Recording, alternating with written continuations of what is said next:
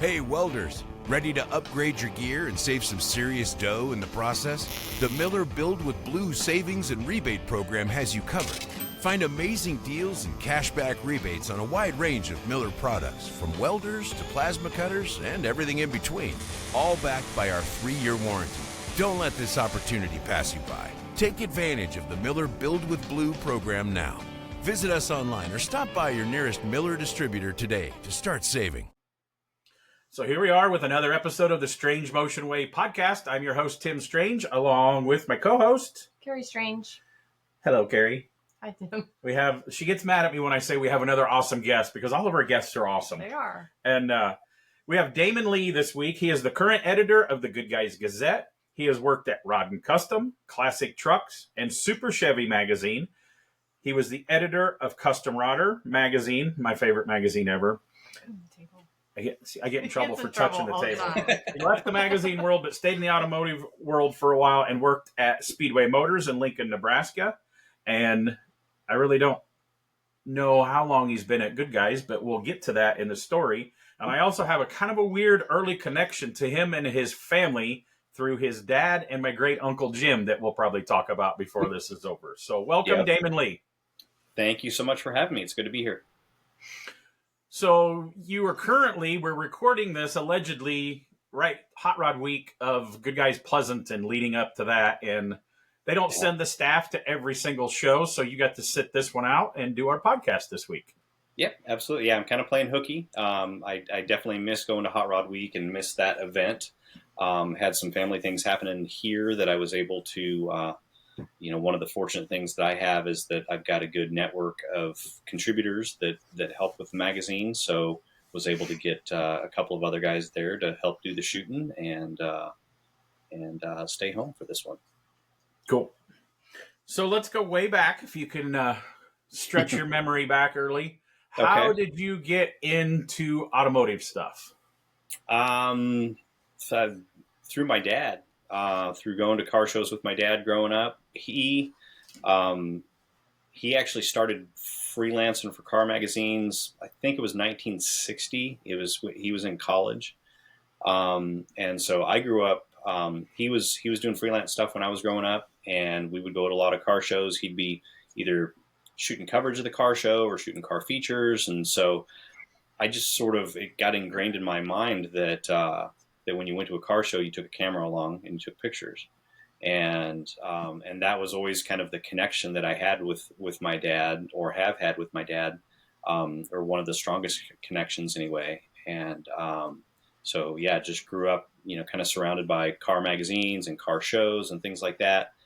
My parents were divorced, so I didn't always see my dad and didn't live with him, but that was kind of became our annual thing. It's like we'd go to a show every summer, and a lot of times, when I was visiting him, there would be a car show involved with, whatever we were doing. So okay, since you got on your dad, so we're going to get this old story out of the way. So somehow my uncle that I've talked about on the podcast a lot of time, I call him Unc. He's actually my great uncle, and he's not doing too good right now. He's almost 85 years old. He's been in and out of the hospital, but I talked to him for about 40 minutes last night, hour or something, cheered him up.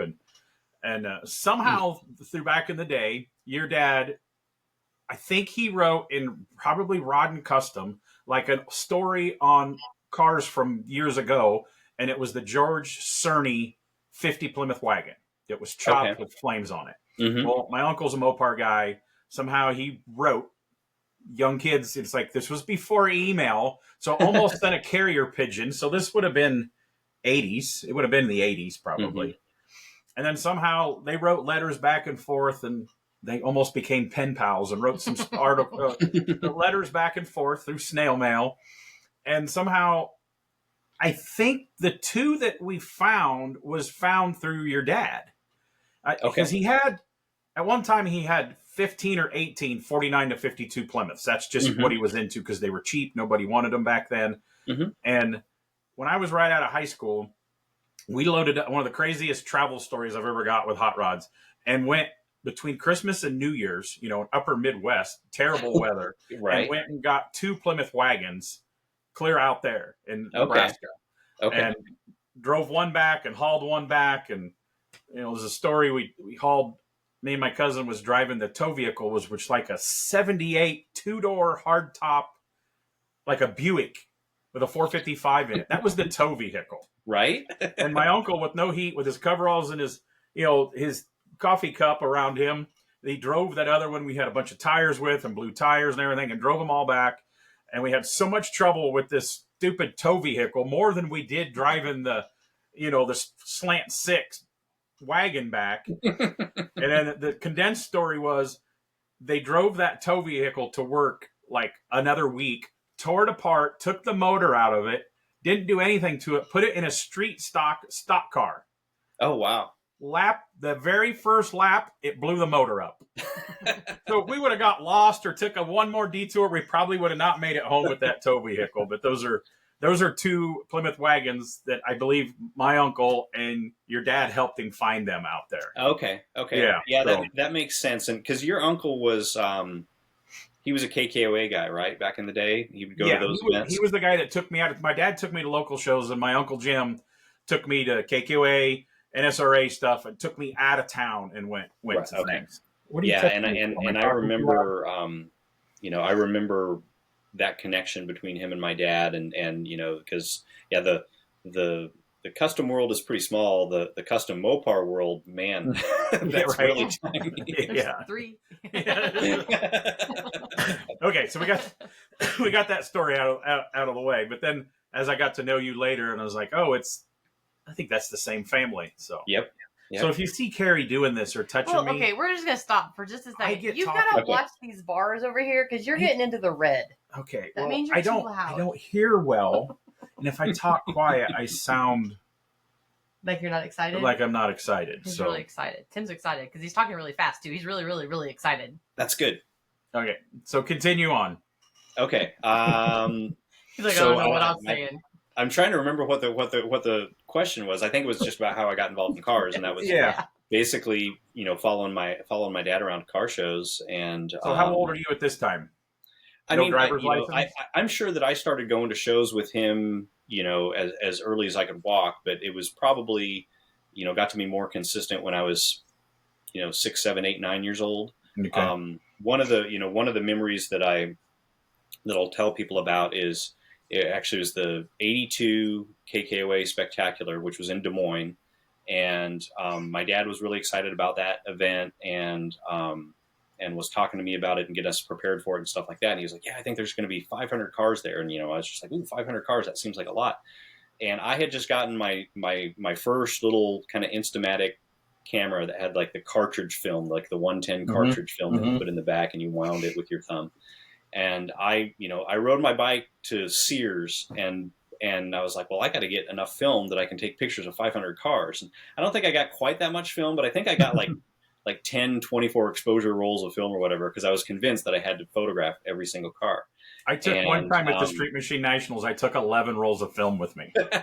Yeah, I remember that. Yeah, so that was, that's probably one of the early, there were earlier car show memories than that, but that's one of the ones that really sticks in my mind is going to that custom show that summer.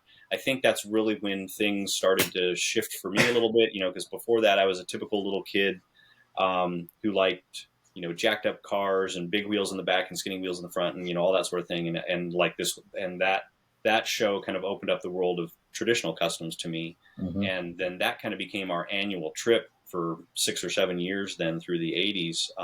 Actually, probably the better part of a decade through the early 90s. It was because the KKOA event moved around the country, and that was kind of our annual summer trip.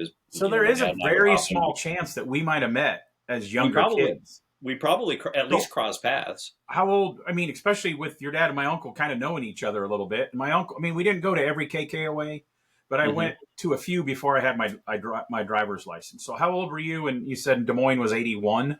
82, and I was 10 years old then. So. Okay. So are you 53 now? I'm 52 now.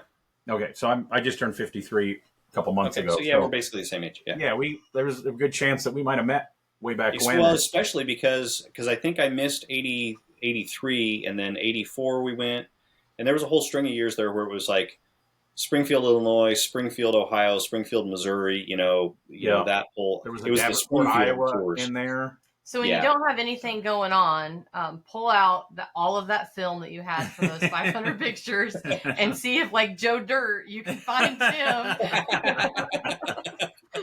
Well, I have so many old pictures. I have like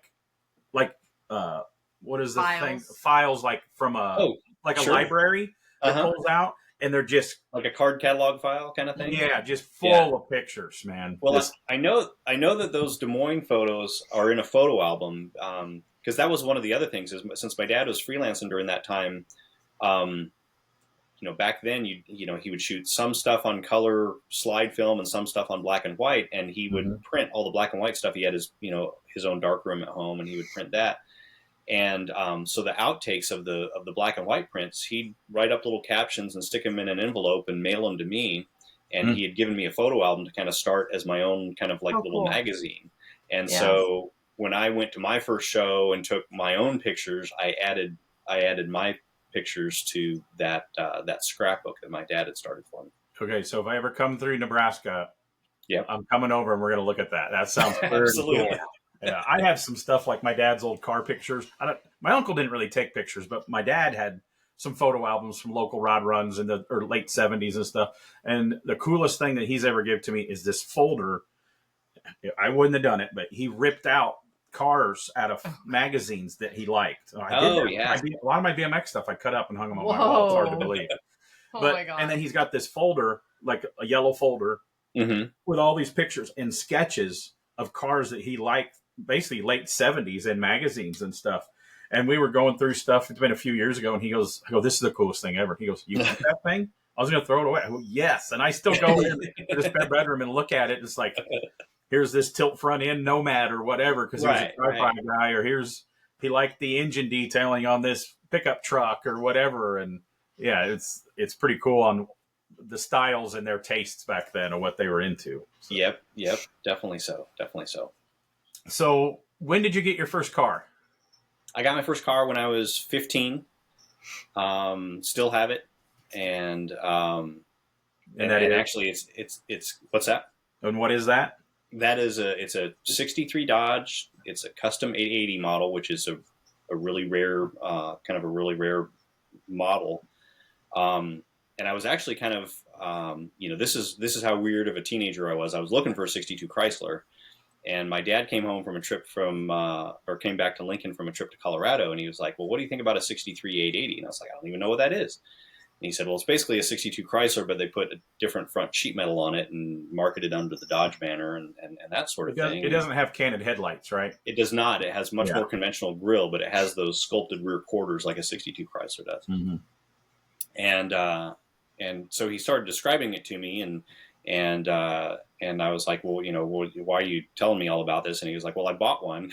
And he was like, if you want it, it's yours. And this was just like, I don't know, 6 or 8 weeks before I was going to turn 16. And I had been on the hunt for my first car. So we went out to Colorado a few weeks later to pick it up. And it was a story a little bit like yours, because my dad's daily driver at that time was a 65 Chrysler 4-door sedan, Newport 4-door sedan. Carrie likes Axel to be a part of the podcast every once in a while. He likes to be part of it. So we went out and hooked up this Dodge, and he had a tow bar, and so we pulled the drive shaft out and we flat towed that Dodge from Colorado back to Nebraska going down I-80, and you're just like, you think about like, would I even attempt something like that today? But it's like in the late 80s where it's just like, we're going to do that. Some people still use flat tow bars. When I did the Cadillac Westergaard restorations for Kurt McCormick, and he came from St. Louis. He flat tow barred that thing up. Okay, so that was many years ago. That was many years ago, but I was, it was late 1990s. Yeah, that sounds about right. Mid to late 90s. If he would have got lost, he got lost and it took him like 8 hours. If he would have got lost one more time, kind of like the tow vehicle blowing up, he would have lost that car in the ditch because the tow bar was loose and the nuts just came off with fingers. Yeah. Right. Yeah. Well, I mean, when you think of flat towing anymore, you think of those pictures of the Rod and Custom Dream truck laying on its side in a ditch, but yeah, that's that's how we did it. We towed that back. I think he paid $125 for the car, and it was a run and driving car. And somebody had come along, but between the time when he first saw it and when he bought it, somebody had come along and busted out all the side glass in it. But thankfully, that was all flat glass, and so that was one of the first things I did to it was put new glass in it, and got it on the road and drove it, and it's still not finished. So that's how good I am with getting projects done. Yeah, I've seen it. You've had it at Des Moines, I think, a few times, haven't you? Yeah. In fact, just this year I drove it. So it's so was reliable. that what you were driving when you were in high school, or did you have something else that you drove when you were in high school?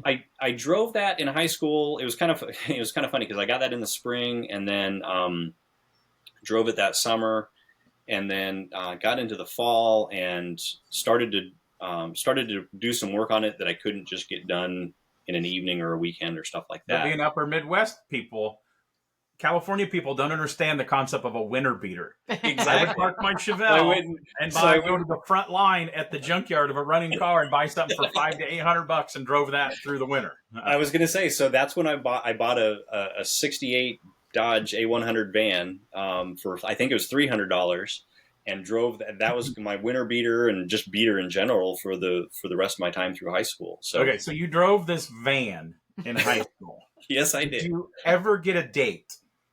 Oh no. My winter beater for the longest time was a Chevy Love pickup truck. So yeah, it didn't work either. So my van even had a couch in the back of it for a while, and I still didn't get a date. There's girls that wanted to go out with you, but their parents wouldn't let them. Yeah.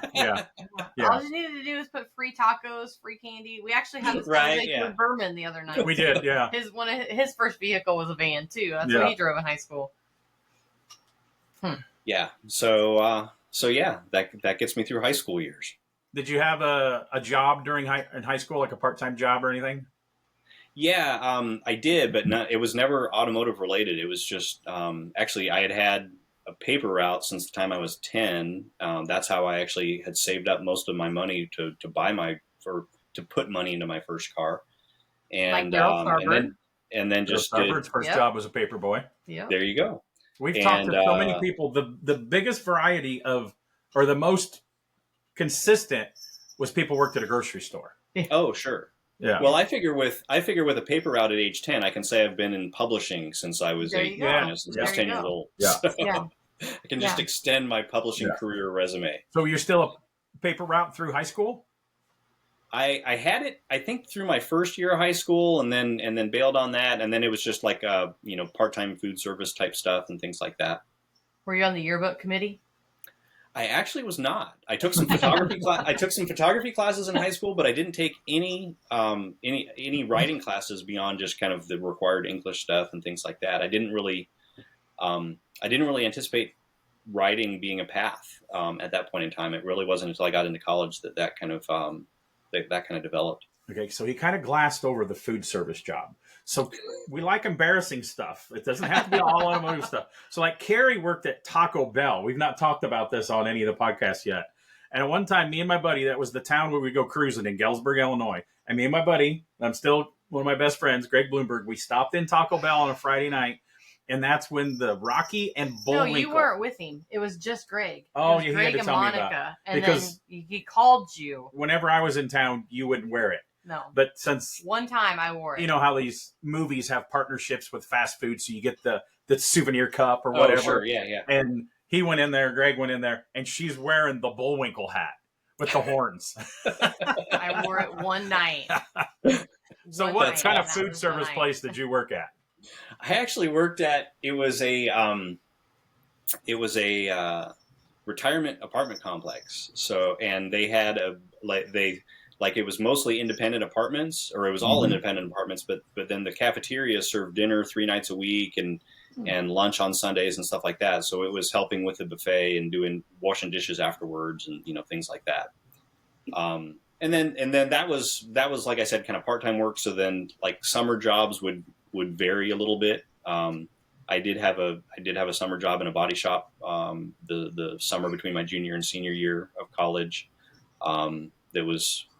That basically just lasted right up until school started, and then I don't remember if they booted me out, or I know I lost the job, but it wasn't because of performance or anything like that. It was just because I think the guy that they had as an assistant was actually coming back to work for them. They're like, okay, we can get rid of this high school kid.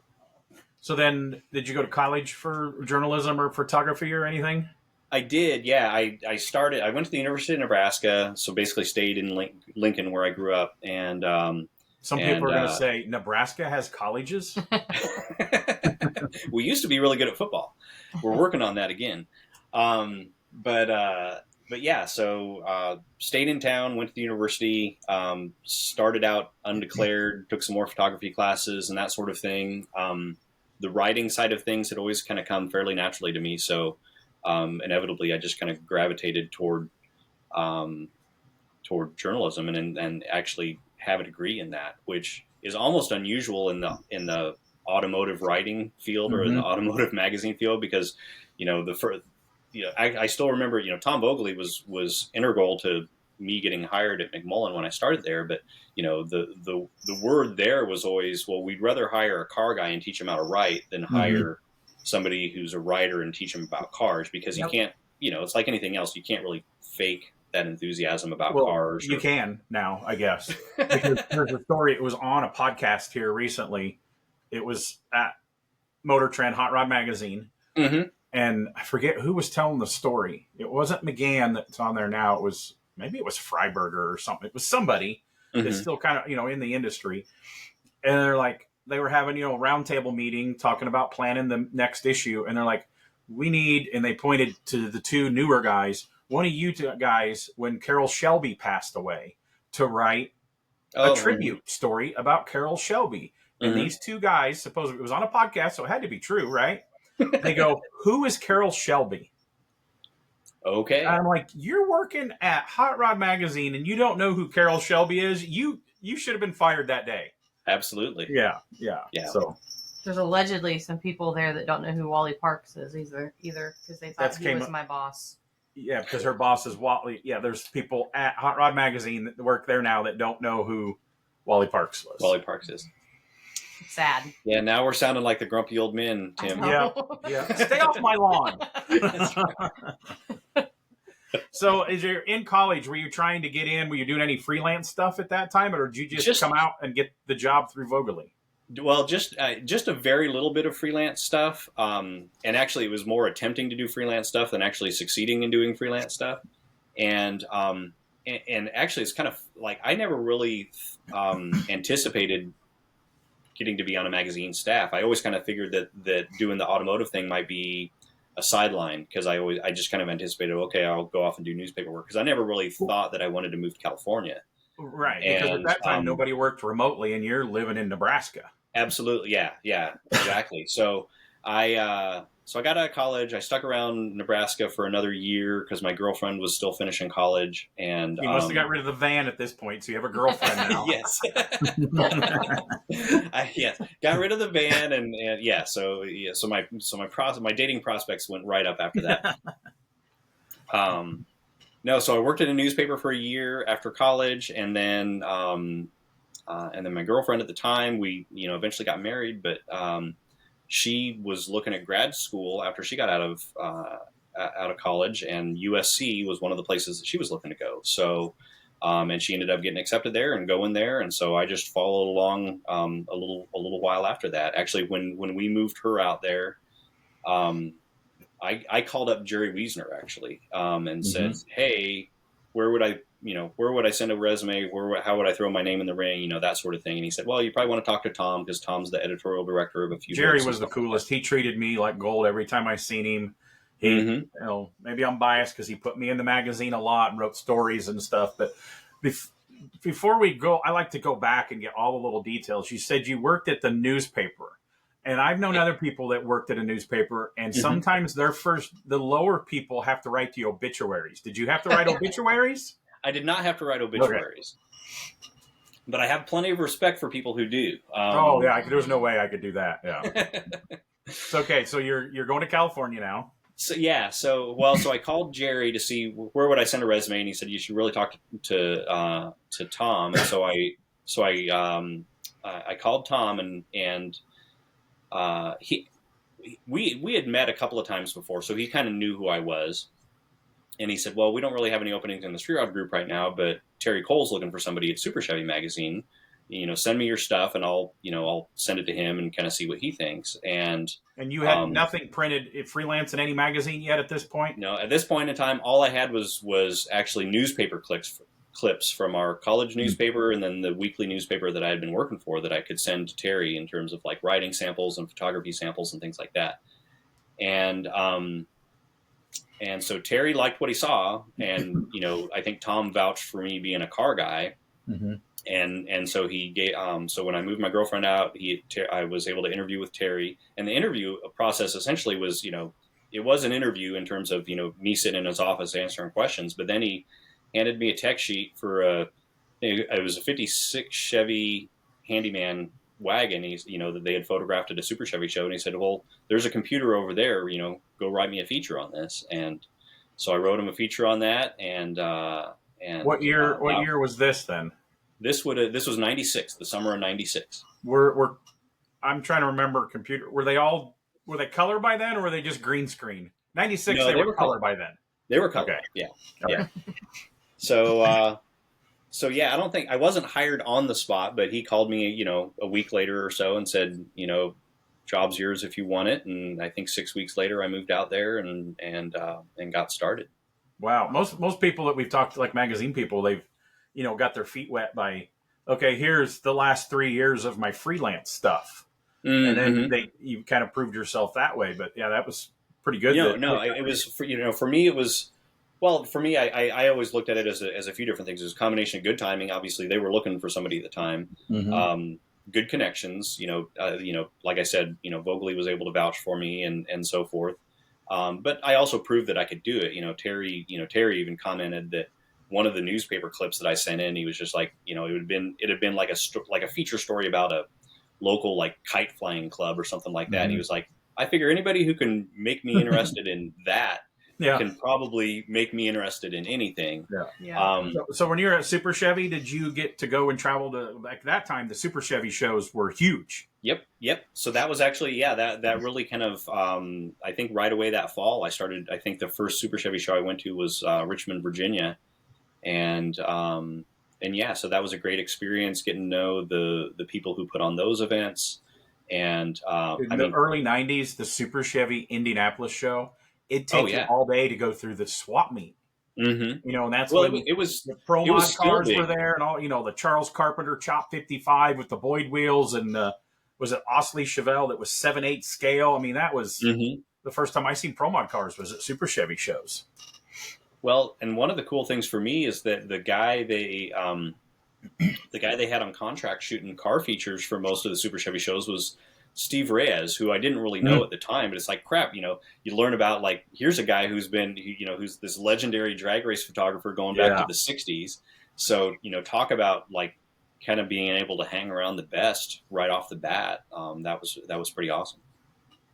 Yeah. I did some drag race NHRA announcing in, was it Gainesville or St. Louis? One of them, he kept coming up into the tower and visiting, on like, when not much action was going on. He was on rain delay and he come up, and man, he's just got stories upon stories, man.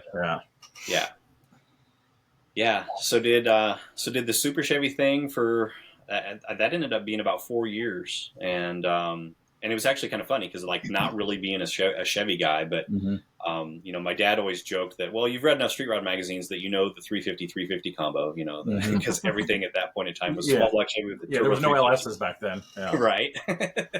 So, but no, it was a good experience. I mean, there were challenges at the time. Terry was not always the easiest guy to work for, but we had a lot of respect for each other, and I learned a lot. And I was just down the hall from Street Rodder and Custom Rodder and Popular Hot Rodding at the time, and other titles. So got to know, all of those staff people as well. And then that, that provided the opportunity when Jim Rizzo took over Classic Trucks magazine and needed a staff person, that allowed me to kind of jump into what we called the Street Rod group.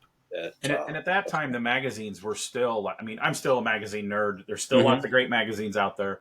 Yeah, there's not as many, and people aren't selling as many, and advertising and the magazines aren't as thick, but that was still kind of like still in what I call the heyday of the magazines yeah. in the mid '90s. There, I mean, the staffs yeah. were big and budgets were big, and Mm-hmm. I listened to Novak, that worked for all the truck magazines.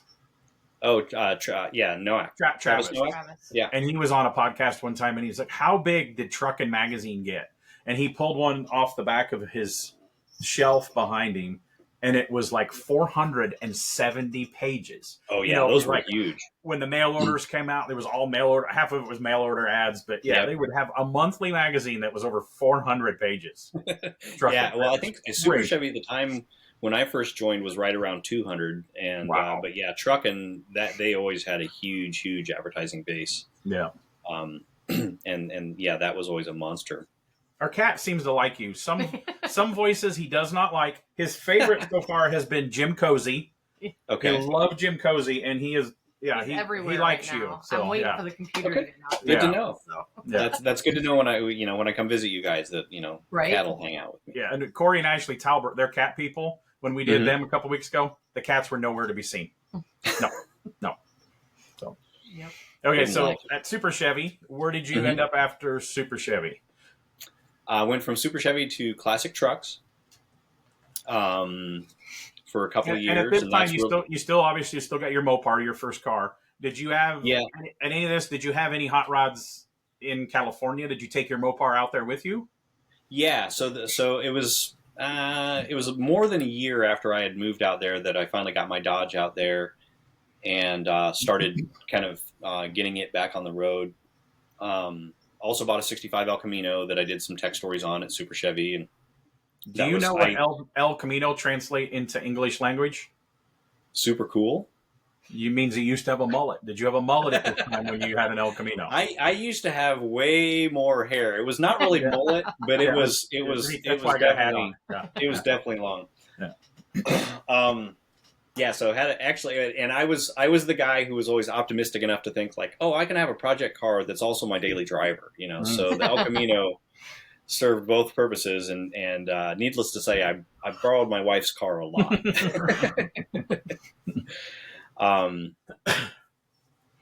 So I had an El Camino, and then sold that off. Never did get anything while I was working at Classic Trucks.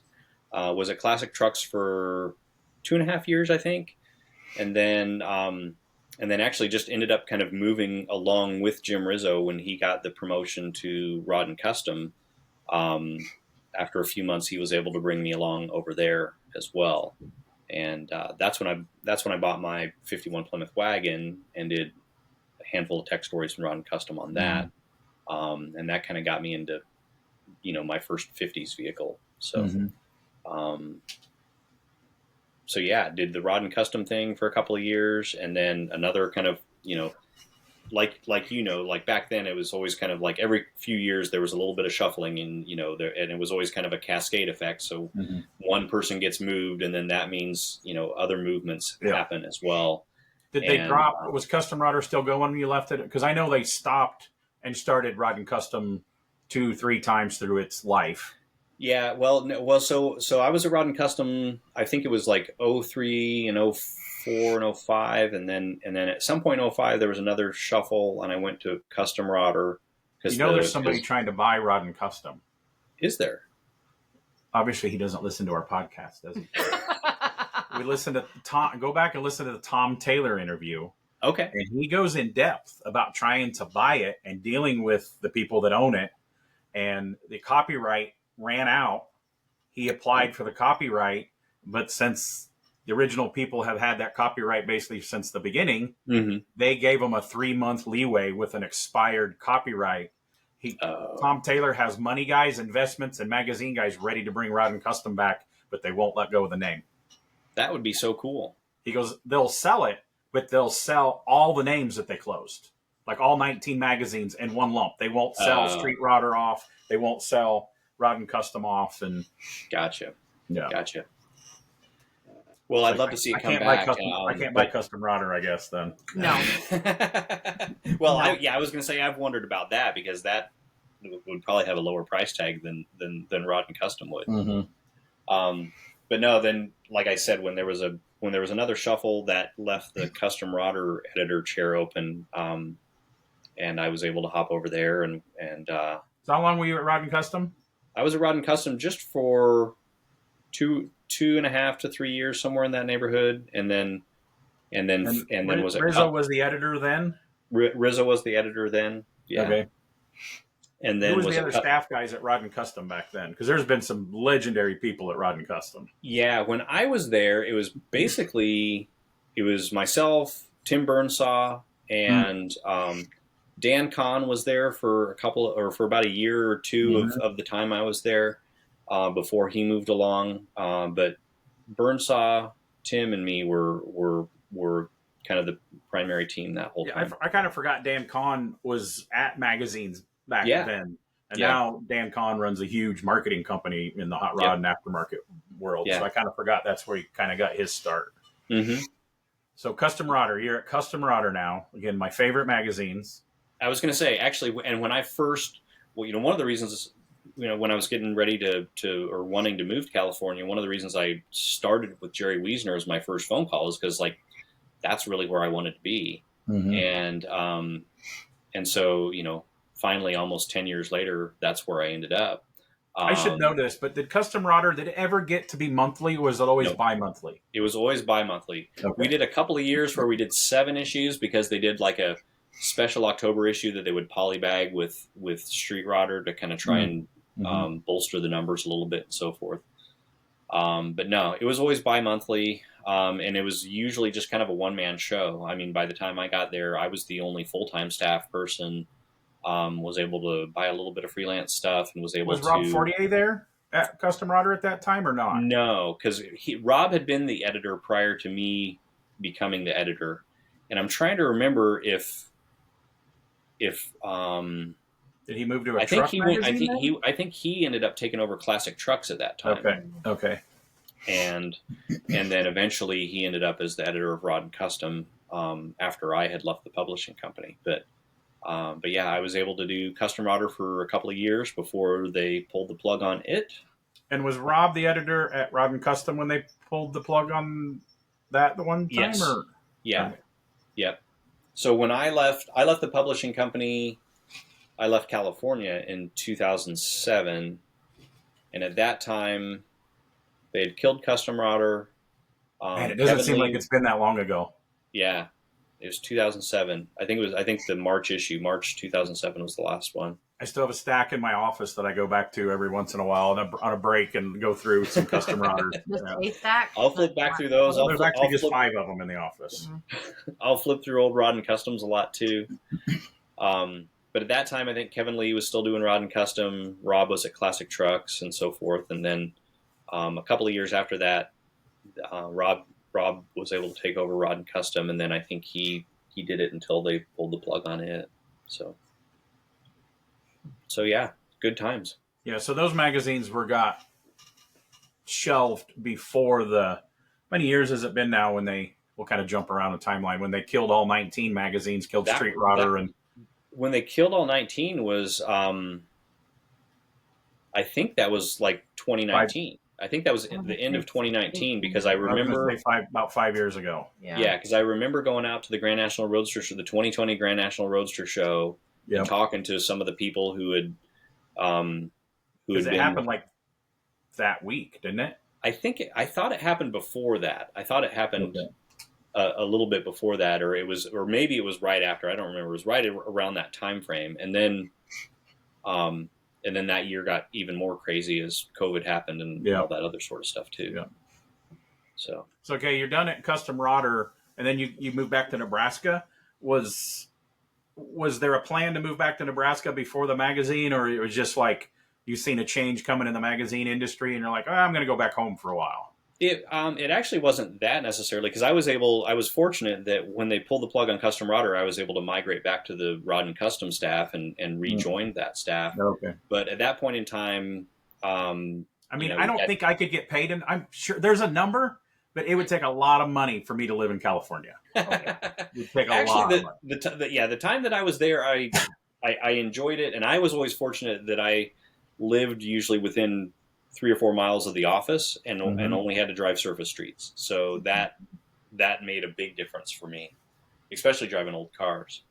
But no, at that time we, my wife at the time, we had 2 kids who were young, and both of our families were back in Nebraska, and we'd kind of been talking about, does it make sense? The value of our home that we had bought in California had, done nothing but increase. And so you start thinking about like, well, what could I trade this for back there? And being closer to home with family and, all that sort of stuff. And during a visit back here, just went and saw the folks at Speedway at one point in time, and just, mentioned offhand to one of the guys that I knew there, like, hey, if you guys need anybody, let me know. And then that kind of sparked some conversation. And not long after that, had a good enough offer to get us moved back here. So it was more a combination of life elements than seeing anything, on the horizon with the publishing industry at the time.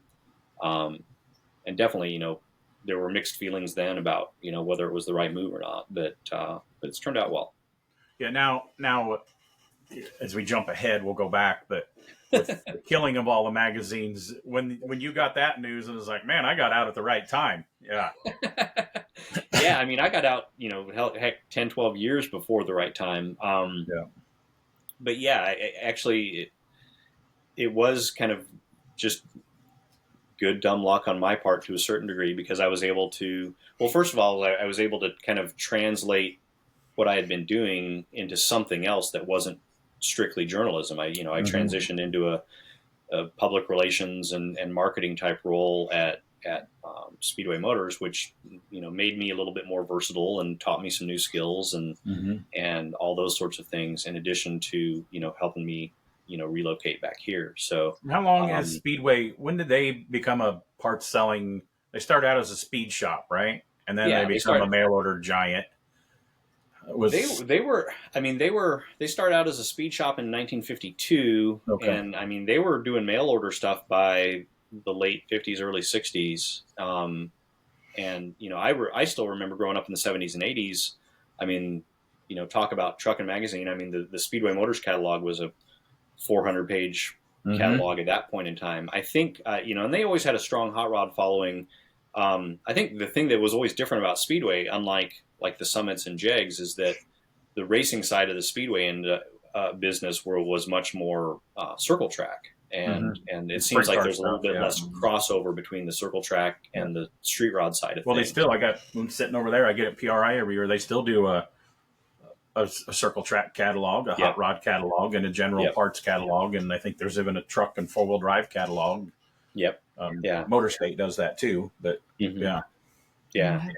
those magazines too. Their catalogs. She gives me a hard time about my magazines and my collection of stuff. But as we were talking about Rod and Custom, in here, that's full, is almost every issue of the little pages of Rod and Custom. I'm missing three issues in that cabinet right there. Wow. So, do you have, while we're talking about that, a big magazine collection? I do. Yeah. And I'm starting. I shouldn't say I'm starting. I need to start to pare it down a little bit, just because it's, there's a certain point in time where it owns you rather than you own it, so I'm kind of trying to find that balance. And I'm trying to realize, I have a witness. If my wife, I have all these promises, when my shop gets to a certain stage, I want a library organized. I found the place where I'm going to start putting it, the other office. If you would start buying me bookshelves, I would start getting some of this stuff out of the house. We have a witness. It's being recorded. Okay. Got it. You can refer to me on that if you need to. Yeah.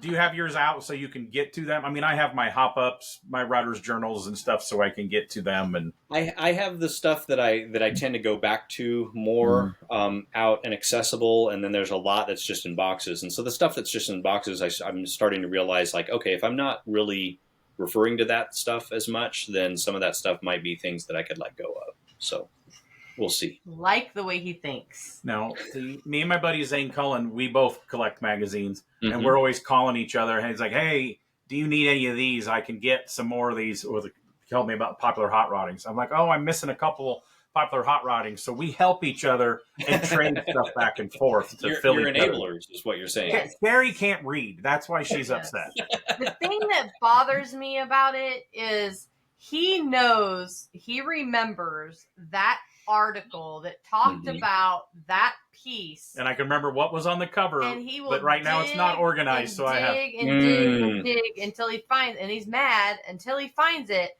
but he can't remember driving from the house to the shop to stop to get milk. How is that possible? And then, like, in the spare bedroom is where I have all my Rodder's journals. And she's like, "What are you doing?" And she stops by, and a bunch of Rodder's journals. I'm doing tire size research. Oh, that's she just closes the door because I'll do research for a couple hours here and there for a couple weeks before I decide on a set of tires on something. Sure, it's important, isn't it? Absolutely. Oh yeah.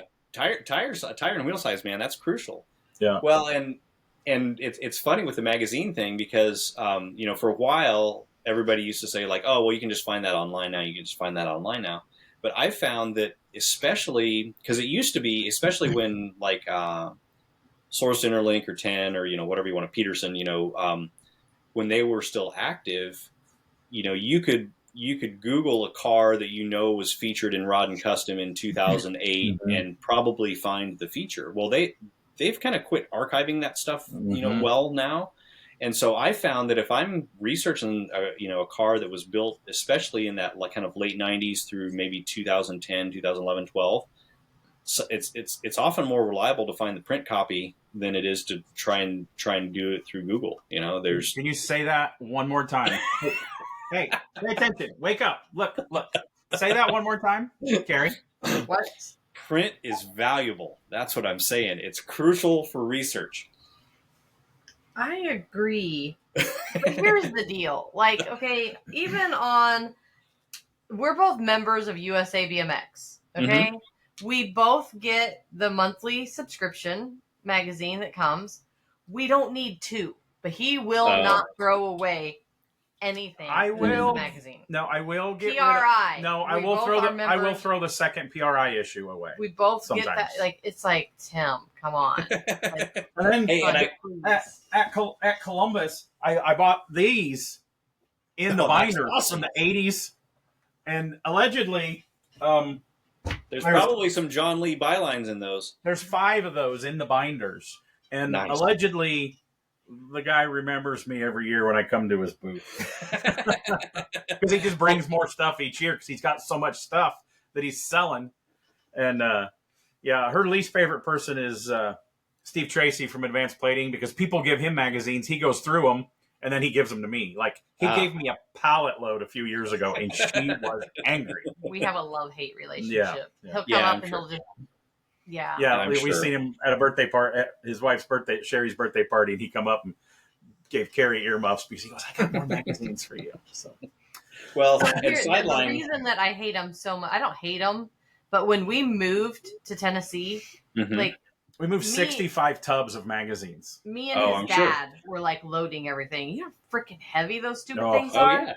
Yeah. God. And I've got way more. And he wants to know why his back hurts all the time.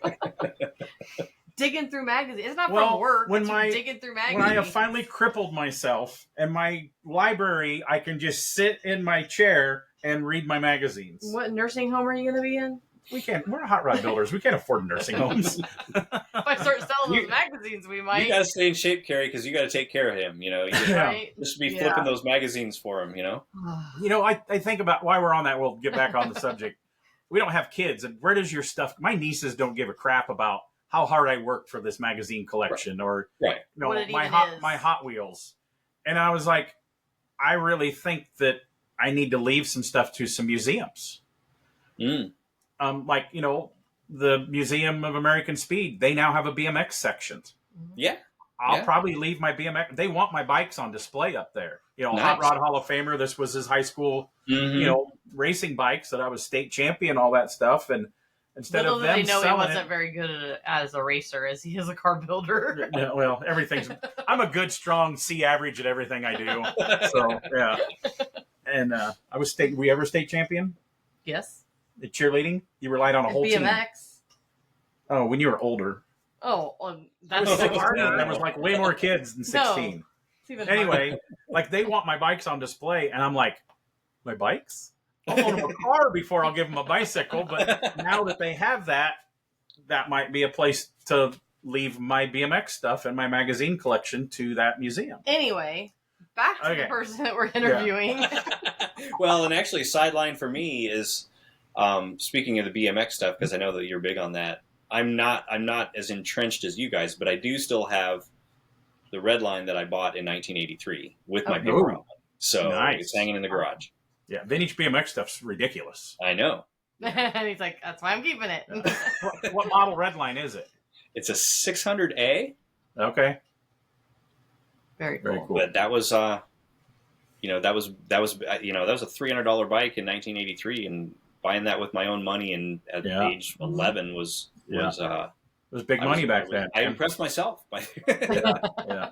One of the coolest things, then we'll get back on track, is I get to do a lot of announcing stuff around the country. And I got to do it last year. I'm going again in September.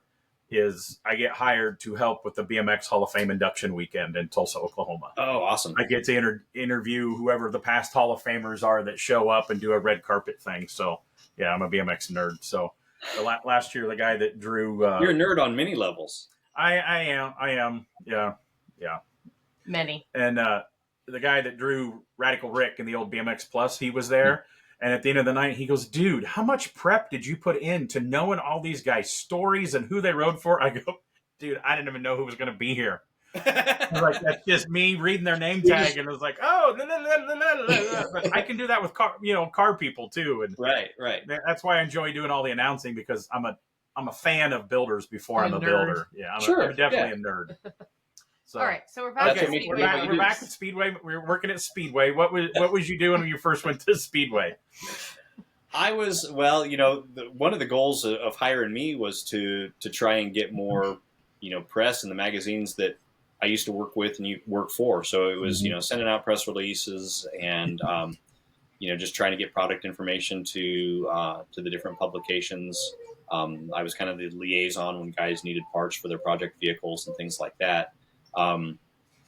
Ultimately, during my time there was kind of when Speedway started going to more events. They bought a big rig and put it on the road. The Team Speedway big rig that you see at autocross events, that started out as more of a display rig that they would take to Good Guys and NSRA shows and stuff like that to hand out catalog, showcase parts, and that sort of thing. So managed that event program. Ultimately got into the point where I was helping with the catalog circulation plans and things like that. So just a mix of different things. It was other projects as assigned, as they say on job descriptions. Like Carrie's business card says, project manager. That means that whatever comes down the pipeline, here you go. Well, I mean, really, that's the thing that you learn about marketing is that it it's such a big umbrella term that it can mean so many different things. And during the course of my time at Speedway, it was a wide variety of tasks. Sometimes it was writing catalog copy. When they got really serious about finally doing because they'd been selling T-bucket kits for years, basically with no instructions. It was sort of like, you figure it out. And so, I worked with the guy who was going to kind of refine the different kit options that they did with T-buckets. And he and I worked together to put together a T-bucket manual for this is how you bolt this chassis together. And this is how you set this up. And this is how you do that, all kinds of projects like that. Were you there when I know they were trying, and I don't think it went over very well. I still see pictures come up there once that you could buy a fairly complete painted red 32 Ford Roadster.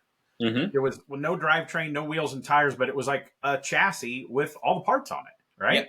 Yep. And I've seen pictures in the warehouse. There was 20 of them sitting there. So you were there when, whose idea was to sell that kit 30? I mean, because they were all they were painted, right? They were painted. They were built. They were basically built. It was like you put an engine in it. I think it came with the wheels and tires. I think it came as a roller. They were glass bodies, right? No, it was a steel body. Oh wow! Yeah. Was it a Brookville? No, it was one that Bill commissioned. and was able to get them built. So that was Bill's idea, and they had actually started building those prior to me getting there. And most of the ones that I think were sold during my time there were ones that had kind of been built during the initial run.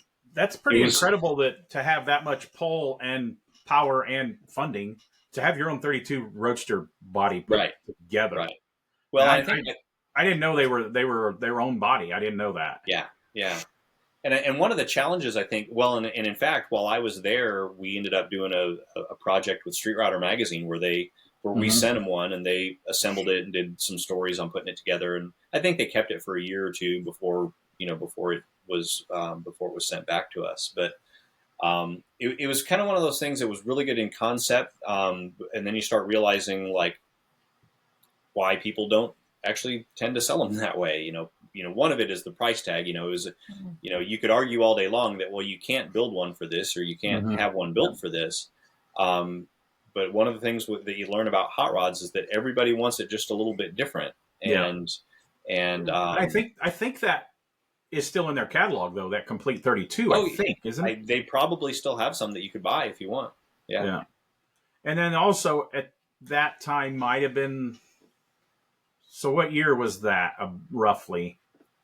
I think they introduced that car in like 05 or 06, and I got there in 07. So the street rod market was probably maybe starting to take a little, I hate to say it, a little dip. The pre-48 stuff and the muscle car stuff starting to come up a little bit stronger. Yeah, a little bit. I mean, everything leveled off in 07, 08, but then it kind of, the street rod market, I think, picked up a little bit again after that. But for whatever reason, I think a lot of it was just that initial buy-in was just a hard. I kind of argued for a while there that like you shouldn't be trying to sell these to hot rod guys. You should be trying to sell them in like the Rob Report, and you should just be trying to sell them to rich guys who, $50,000, like that's just a weekend. A weekend. Yeah. Bottle of wine. I'll either buy a boat or I'll buy this 32 Ford hot rod to drive around. Make some money on them and donate. One to McPherson, one to Wildtech, so then they got hands-on of a car too in there. Sure. So Maybe somebody will be listening if they need a tax write-off, they could donate one of those to a college. So, or the School of Tim.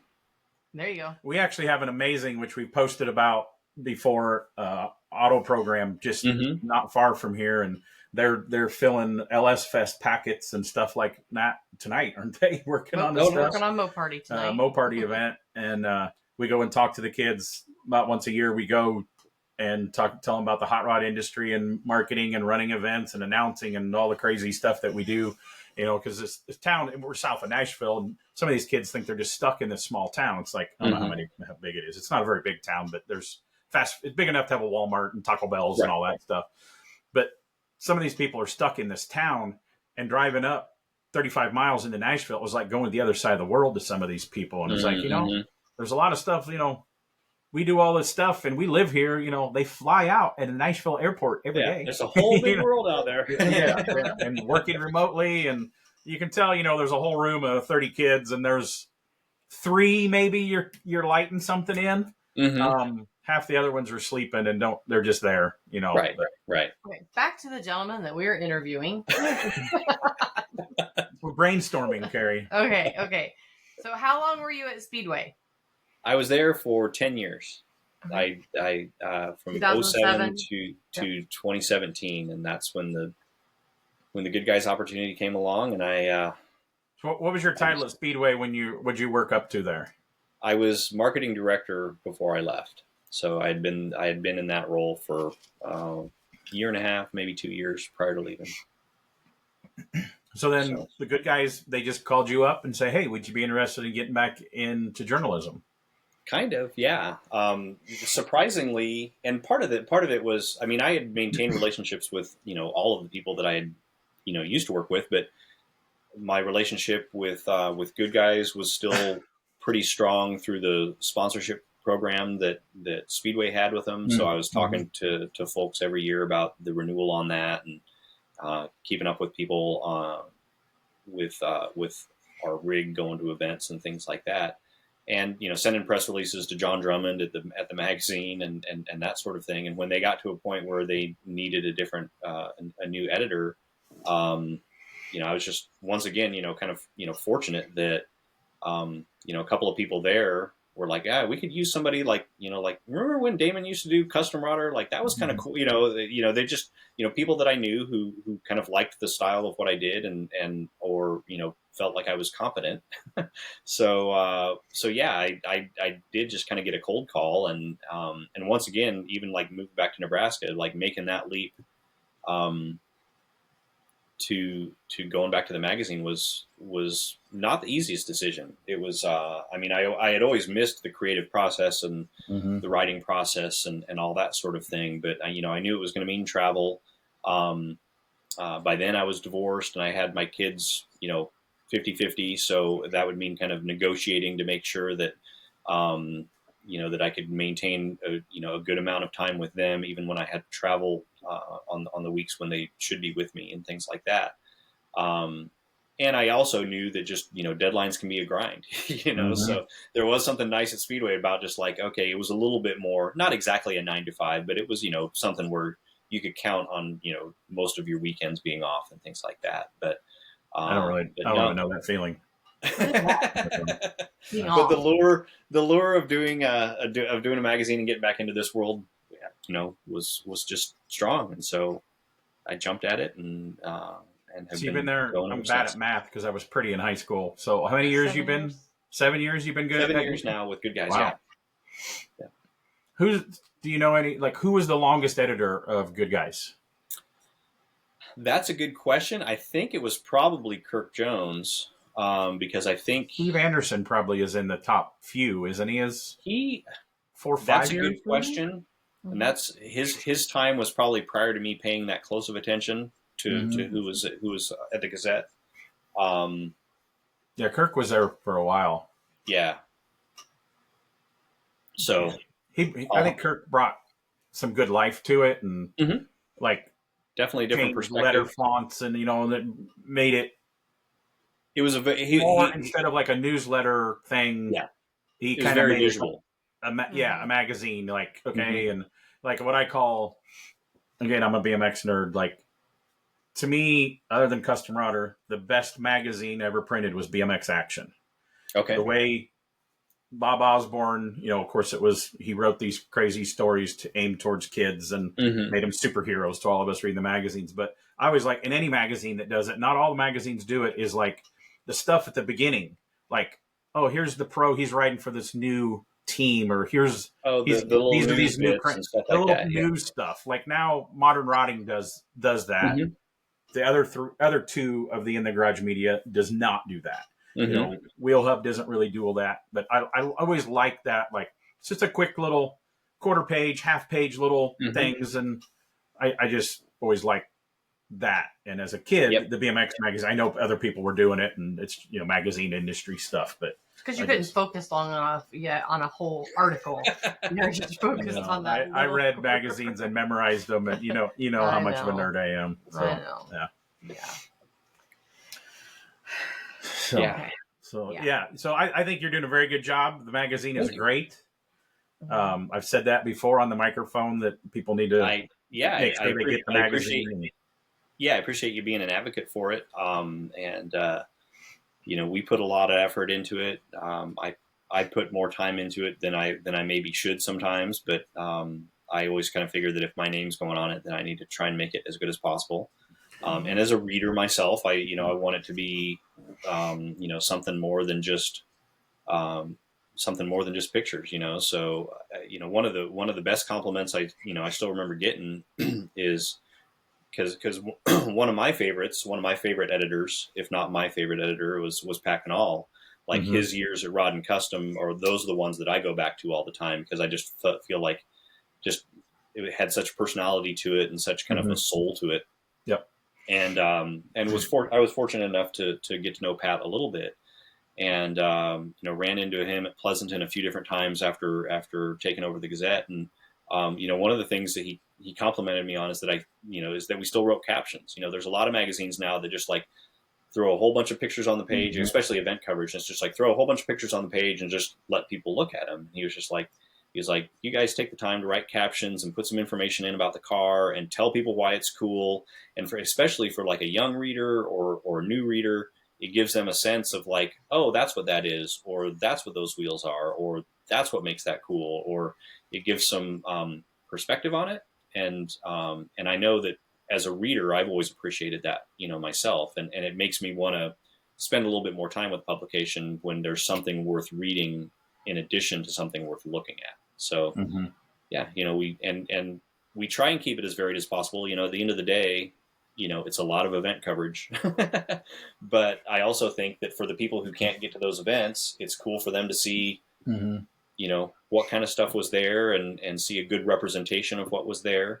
And, and learn about why it was cool. And then we throw in some cool stuff like Gary Medley's, Legends of Hot Rodding and Zane's paint tips and Ron Covell's metalworking tips, and just try and get a mix. Zane is upset that you guys.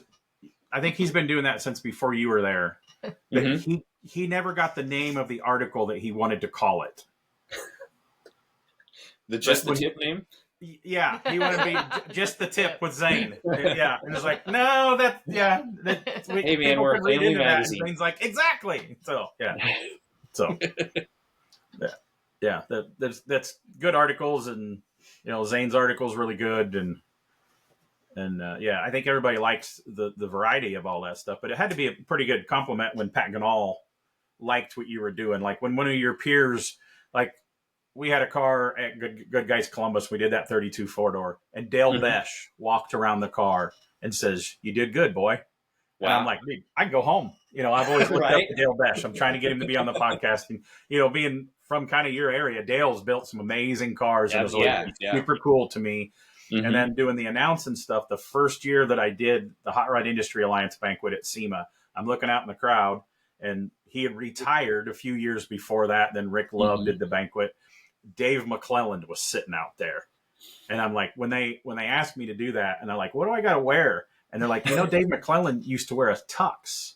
And I go, just so we're clear, I am not and will never be a Dave McClelland, because to me, Dave McClelland and Steve Evans are like, and now I think Brian Loans is right up there with those guys, and drag race announcing. And then I seen him at the end in the bathroom, and he's washing his hands, and he looked over and almost the same words as Dale Besh said. He says, "You did good, kid. Keep it up." And I'm like, "Oh my God." Yeah. So, well, I think that's what's so weird, for guys like you and me, is that for the longest time, we were the young guys in the industry.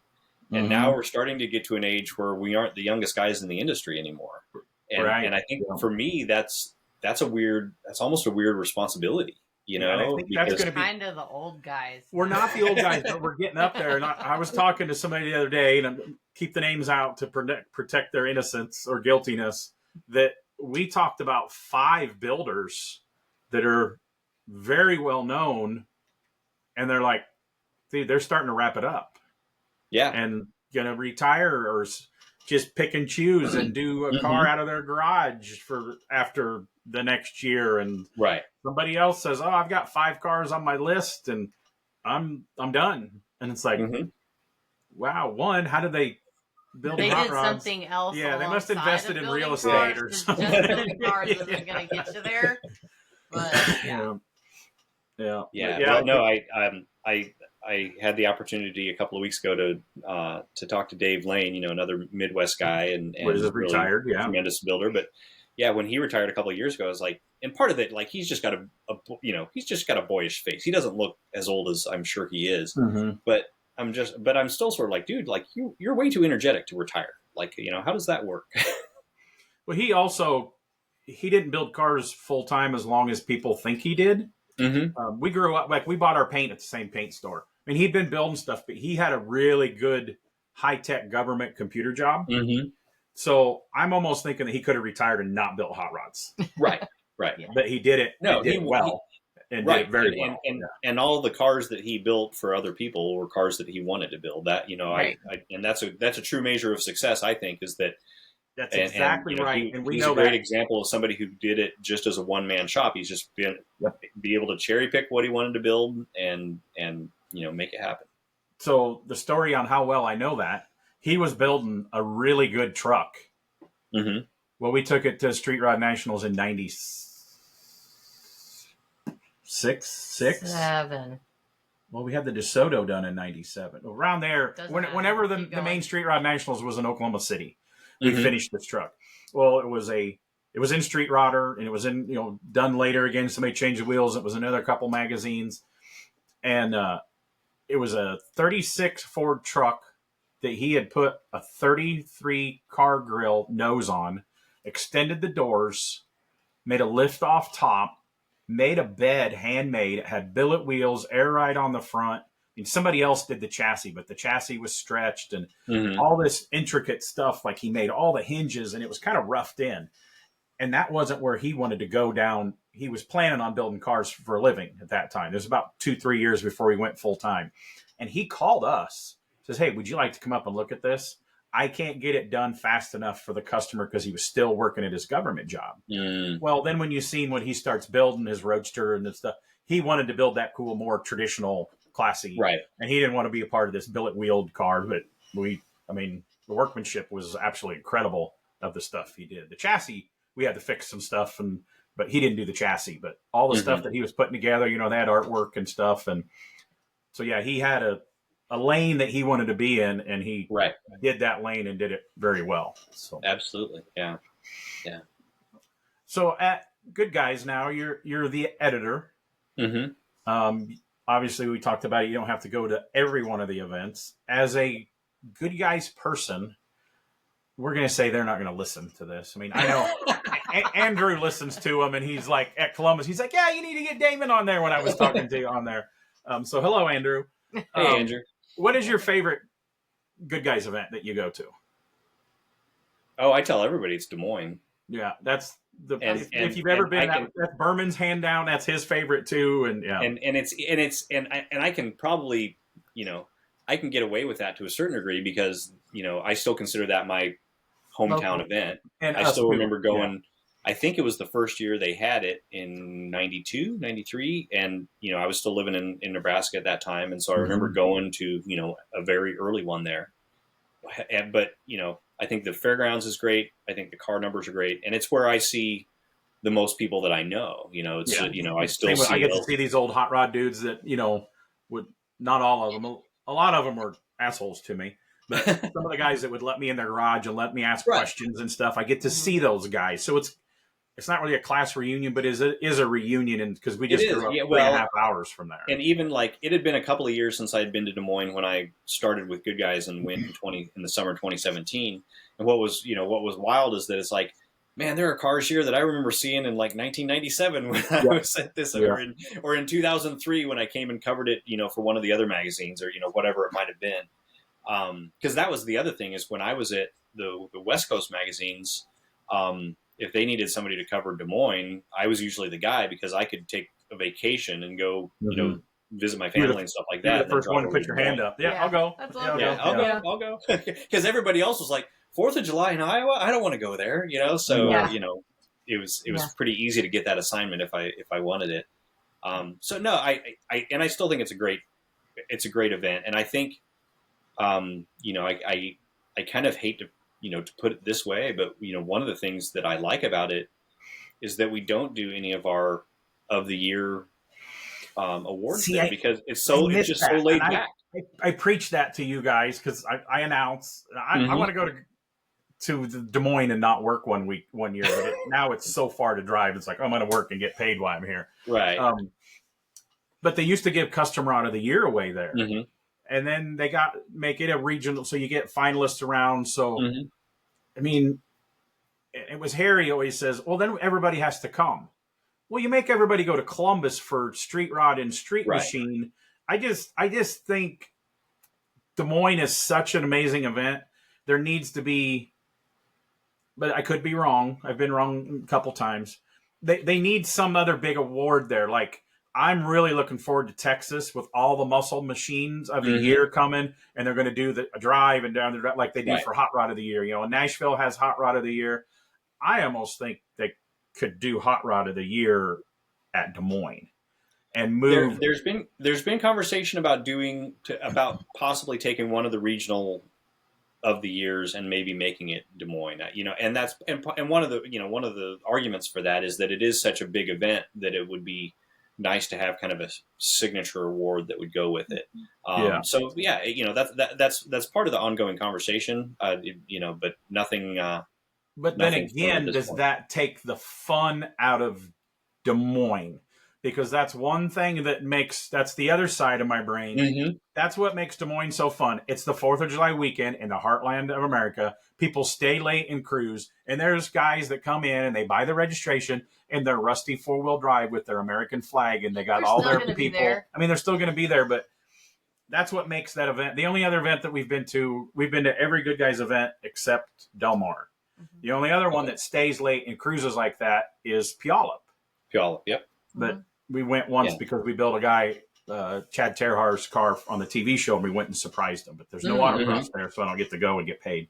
And that's probably that's probably up there in my Puyallup is another one of in my top list of events is and again once again it's facility, it's a cool fairgrounds, it's a laid back atmosphere. And it's, I think for me, a lot of it on both of those events is just, it's just kind of that kinetic energy of having cars cruising a lot. I think any of the events where cars are moving a lot, that just gives them a feel. It also kind of reinforces that, like, hey, these cars should be driven. It's not just cars that are rolling off a trailer and rolling into a parking spot and then rolling back into the trailer. And then that fairgrounds has a lot of driven cars. And it's fireworks and the band and the cackle at night, the cackle cars. Really good tenderloins. Yeah, they got, Midwest. We can't get tenderloins in Tennessee. So, so allegedly, ice cream, cookies. Then you go to Columbus the very next weekend, and there's Street Rod and Street Machine of the Year contenders. So there's a little more pressure on the line at that event. A lot more work on. Well, I shouldn't say a lot more work on my part, but it's a lot more. This has to get done. Des Moines is a little bit more of an event where it's just like, I can kind of be on my own looking for cool images, things like that. And half the people are worried about shade. Yep. Fireworks, where we're eating barbecue, where we're and that type of stuff. And that's why I love that event. Then you go, and there's a little bit more egos for the bigger awards when you go to Columbus. Because it's a big deal. Street Rod should be a little bit. Allegedly, it's my least favorite Good Guys show. It is her least favorite Good Guys show. But there's a lot of things happening there. It's just that ends up being just a really busy weekend. And very busy. And that's good. Obviously it's good to have a busy weekend. I'm looking forward, like I said, to the Texas one, because if people don't know, they do Muscle Machine of the Year comes out of the autocross pits, and they all have to show up in Texas coming up in like a month. All the regional finalists for Muscle Machine starting this year are going to come to Texas for the Lone Star Nationals at the end of September. And we're going to do. They got a reliability run, right? Like we do for Hot Rod of the Year. So it's going to be autocross. I think we're going to do drag strip passes, and then we're going to do a 100-mile drive, 150-mile drive around. We wanted to separate the Muscle Machine of the Year a little bit more from Street Machine of the Year, and have it be a little bit more performance oriented. Show us that these cars work. Show us that they can work in different environments. That sort of thing. It's not just a beauty contest. It's not just a build quality contest. It's a little bit more of a, like, show us that this is a muscle machine. Yeah. So that's going to be cool. And then really like that. In addition to that, we're going to have Good Guys Most Bitchin', which is the renamed America's Most Beautiful Award. And we're going to have 2 of our top 12s at that Lone Star Nationals event. So that's because allegedly that's why the Kindig Gars hasn't really competed. They want that because they have the Bitchin' Ride show. They want the most bitchin'. And I was like, they spent so much money on that car, they couldn't afford sidewalls. So the Muscle Machine that you do at Texas is it's all the regionals that they've already received a selection. Does anybody get a selection there? So is there any? Yes. So at Texas we're gonna choose one more finalist. So we may have 5 or 6 guys who show up trying to get that last finalist spot in Texas, and I actually don't envy our team in trying to, having to give the bad news to the people. It's like, sorry, man, you didn't get that finalist spot. So speaking about the events where they have to do the drive like Hot Rod of the Year, that's why I said it. I don't mean anything bad against the Nashville show because that's my home event. But when you start when you're doing like Hot Rod of the Year in the same area, it's hard to find new locations to do the stops at. Oh yeah, We've helped Ben Smithson and some of the collections. Like, oh no, they've been here a couple times. We don't want our guys to have to take care of the collection the day. And so if they move every 4 or 5 years, they move one of them driving events to another location. Then you've got new places to stop and drive, and then it's not boring. Like there's a guy that shows up, a couple guys every year. He's always there. I think it's the guy in the green 36 5-window bitchin' car, like Halibrands on it. He goes, I'll never make a top 5, but I'm here because I want to see where we're cruising to and seeing the private car. He has a blast doing it every rain or shine. He's one of the first guys there lined up. I was like, I want to go with that guy. Yeah. Well, that's what kills me. Is I love that spirit of somebody who's like, I'm not competing. I just want to go on the drive. Who realizes that that driving is part of what we're building these cars for, and part of the fun of it. The flip side of that is it frustrates me. We do Thursday poker runs ahead of a lot of our events, and man, Scottsdale is the worst at the fall Scottsdale event. The number of guys who show up for it's not a poker run in Scottsdale, it's a hot rod cruise because we're just visiting hot rod shops. We're not drawing cards, but the number of guys who show up for that on Thursday and their daily driver is annoying to me because it's like the whole point of this is to get your hot rod or your custom out and drive it. And you ask them, well, why are you here in your daily driver? It's like, I don't want to clean it up tomorrow, whatever. It's like you live in Arizona where it's like dry and you're always going to have to wipe a little bit of dust on it. It's like you live in the place where your car is going to get the least dirty of any of the places we do. But then again, if they're locals, they realize the traffic can really be terrible. Oh, quit whining about traffic. See, we did that. We did it early enough in the day. Traffic. We live in Nashville. Okay. Yeah. Like I think Nashville is starting to beat every city in the nation with traffic. I think you're right. I think you just made me lose my thought there. We were talking about poker runs. We never take the time to do the poker runs, and we drove when we had the Royal Purple panel truck up for the last year that you guys did an event at Lexington, Kentucky. Oh, okay. And I wish they would have gave that. It was bad weather both years they tried it, and I just think that's a beautiful. And we went to horse ranches and stuff like that. We had an absolute blast that day, and there was, I don't know, 30, 40 cars on it. And we went to some really neat, especially since they killed the event after that. I'm really glad that we went and did that Thursday kickoff day. We had so much fun that day. Yeah, I never made it to that event, but I'll tell you what, looking at the photos from those poker runs, I was like, holy cow, this looks like a really cool deal. But I kind of knew that a car show with a racing event on it, there was going to be some behind the scenes rumbling when we're at a horse park. So that was kind of it. So horses, cars, we talk about our podcast that just went up there last night, I guess, that we've talked about events because nobody really talks about events like football players and drag racing. They talk about stuff. So we had good response. We did a recap driving home about Des Moines and Columbus. So we just did KKOA, NSRA, Roadkill Nights, and the Tri-Fives. We just talked about what happened and the type of shows and how they're at, so people know about the events. And now I lost it again. I know you're talking really fast though. And I think you were trying to interrupt me. I think what's good about that is I think sometimes you get people who think, well, like they're all the same, but you realize that like no, every event has its own personality, and even within the Good Guys network of events, yes, it's a similar format, and we do a lot of things in the same way at all of our events, but man, each one of those facilities, each one of those regions has its own personality, and you start to learn, kind of the quirks and the different aspects of those. I think that's what makes it worthwhile for people at events. And what she goes through behind the scenes, it's really a wonder that any event gets happened. All the crap that happens behind the scenes of, I mean, people don't even think about it. Somebody's got to rent the porta potties. Somebody's got to get the fencing. Somebody's got to put all that. Somebody, it's just. Somebody's got to move all that K-wall around. Somebody's got to hang all those banners. It's like the people that complain about a parking spot or no shade. It's like, one, they don't make you come to these car shows. You can stay home, go back to your mom's basement, whatever. And the people that complain, I guarantee you, they've never helped put on a bake sale. Yeah, and we had to rent tables and chairs. They have no idea what it takes to put these on. I've said it plenty of times before, and I think I've even, written a column about it once or twice, but so much of the fun that you do or don't have at an event is based on the attitude you bring coming into it. If you come in deciding you're going to have a good time, you likely will.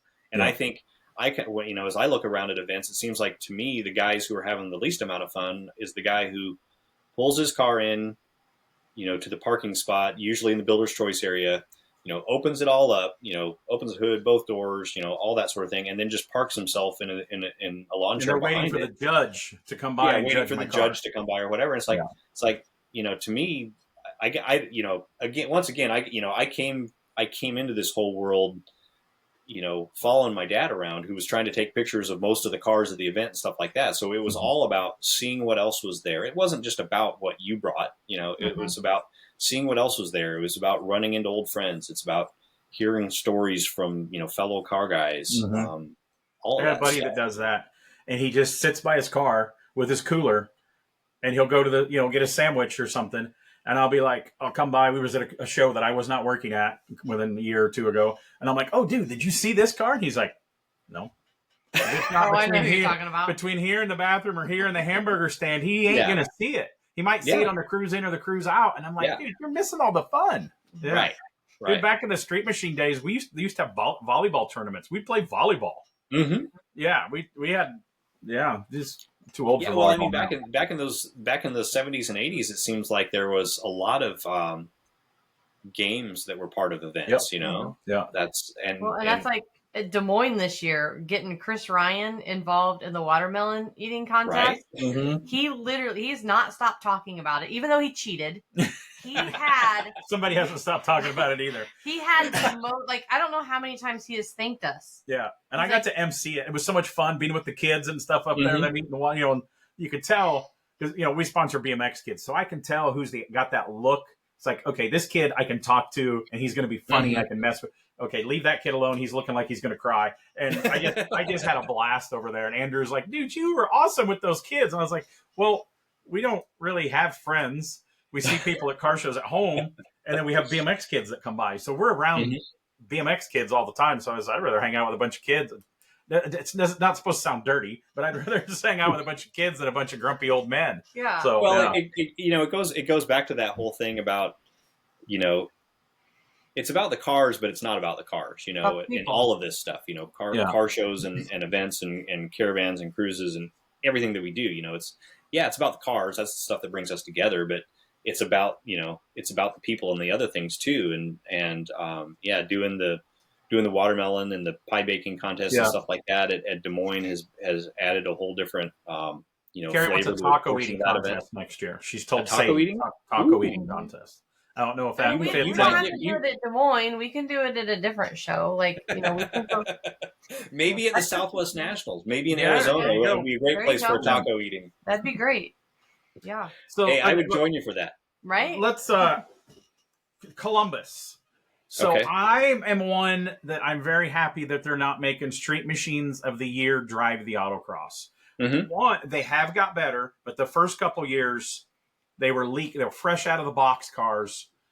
They were leaking, all that, but they're good now. They don't hardly put a drop over there. This year was the first year we didn't do autocross for Street Machine of the Year contenders. They drove around the fairgrounds.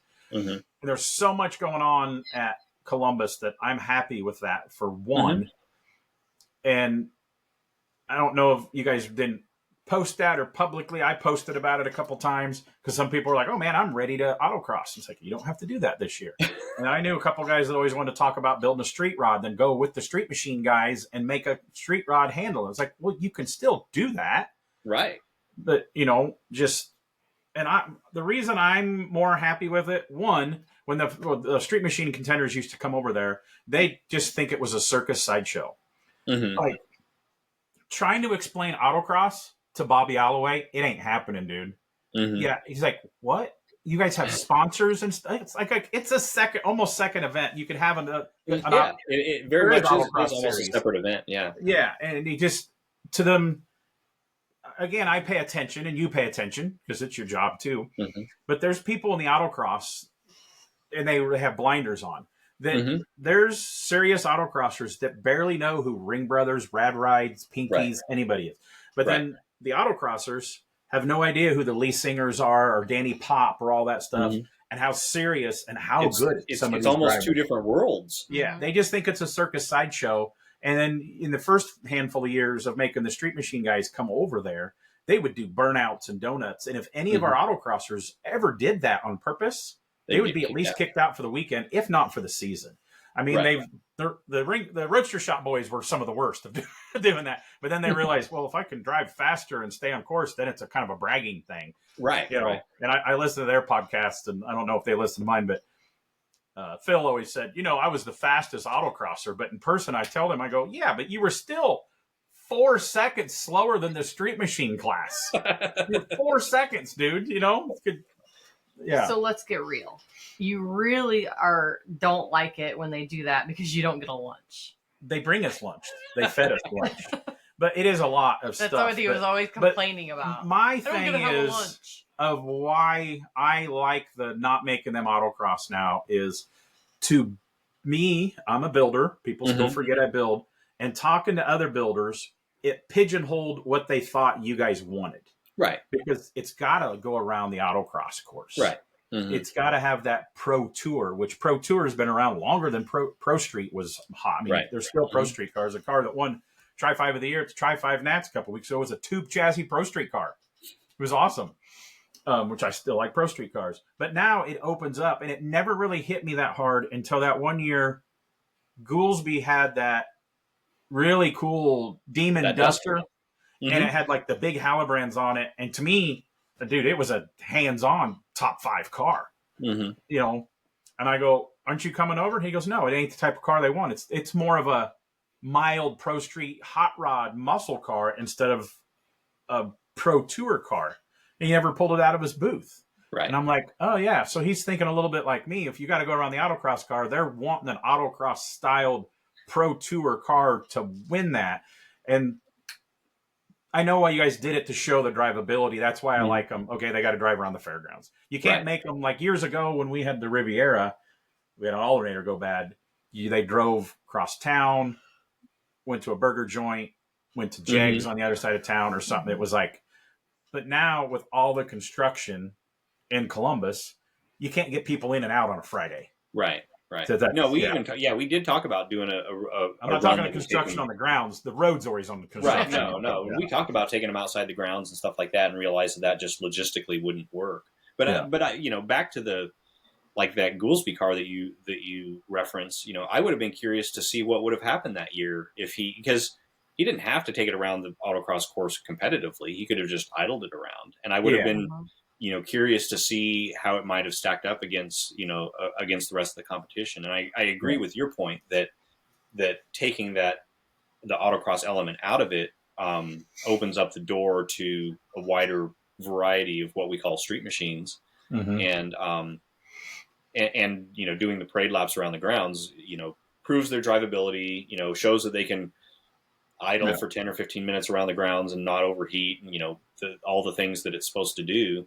And really, once again, by changing things up with Muscle Machine this year, that's the car that we really want to show that it can go around corners and do a lot of things like that. We're kind of getting the Street Machine a little bit more back to, it's about build quality, it's about style, it's about attitude, that sort of thing.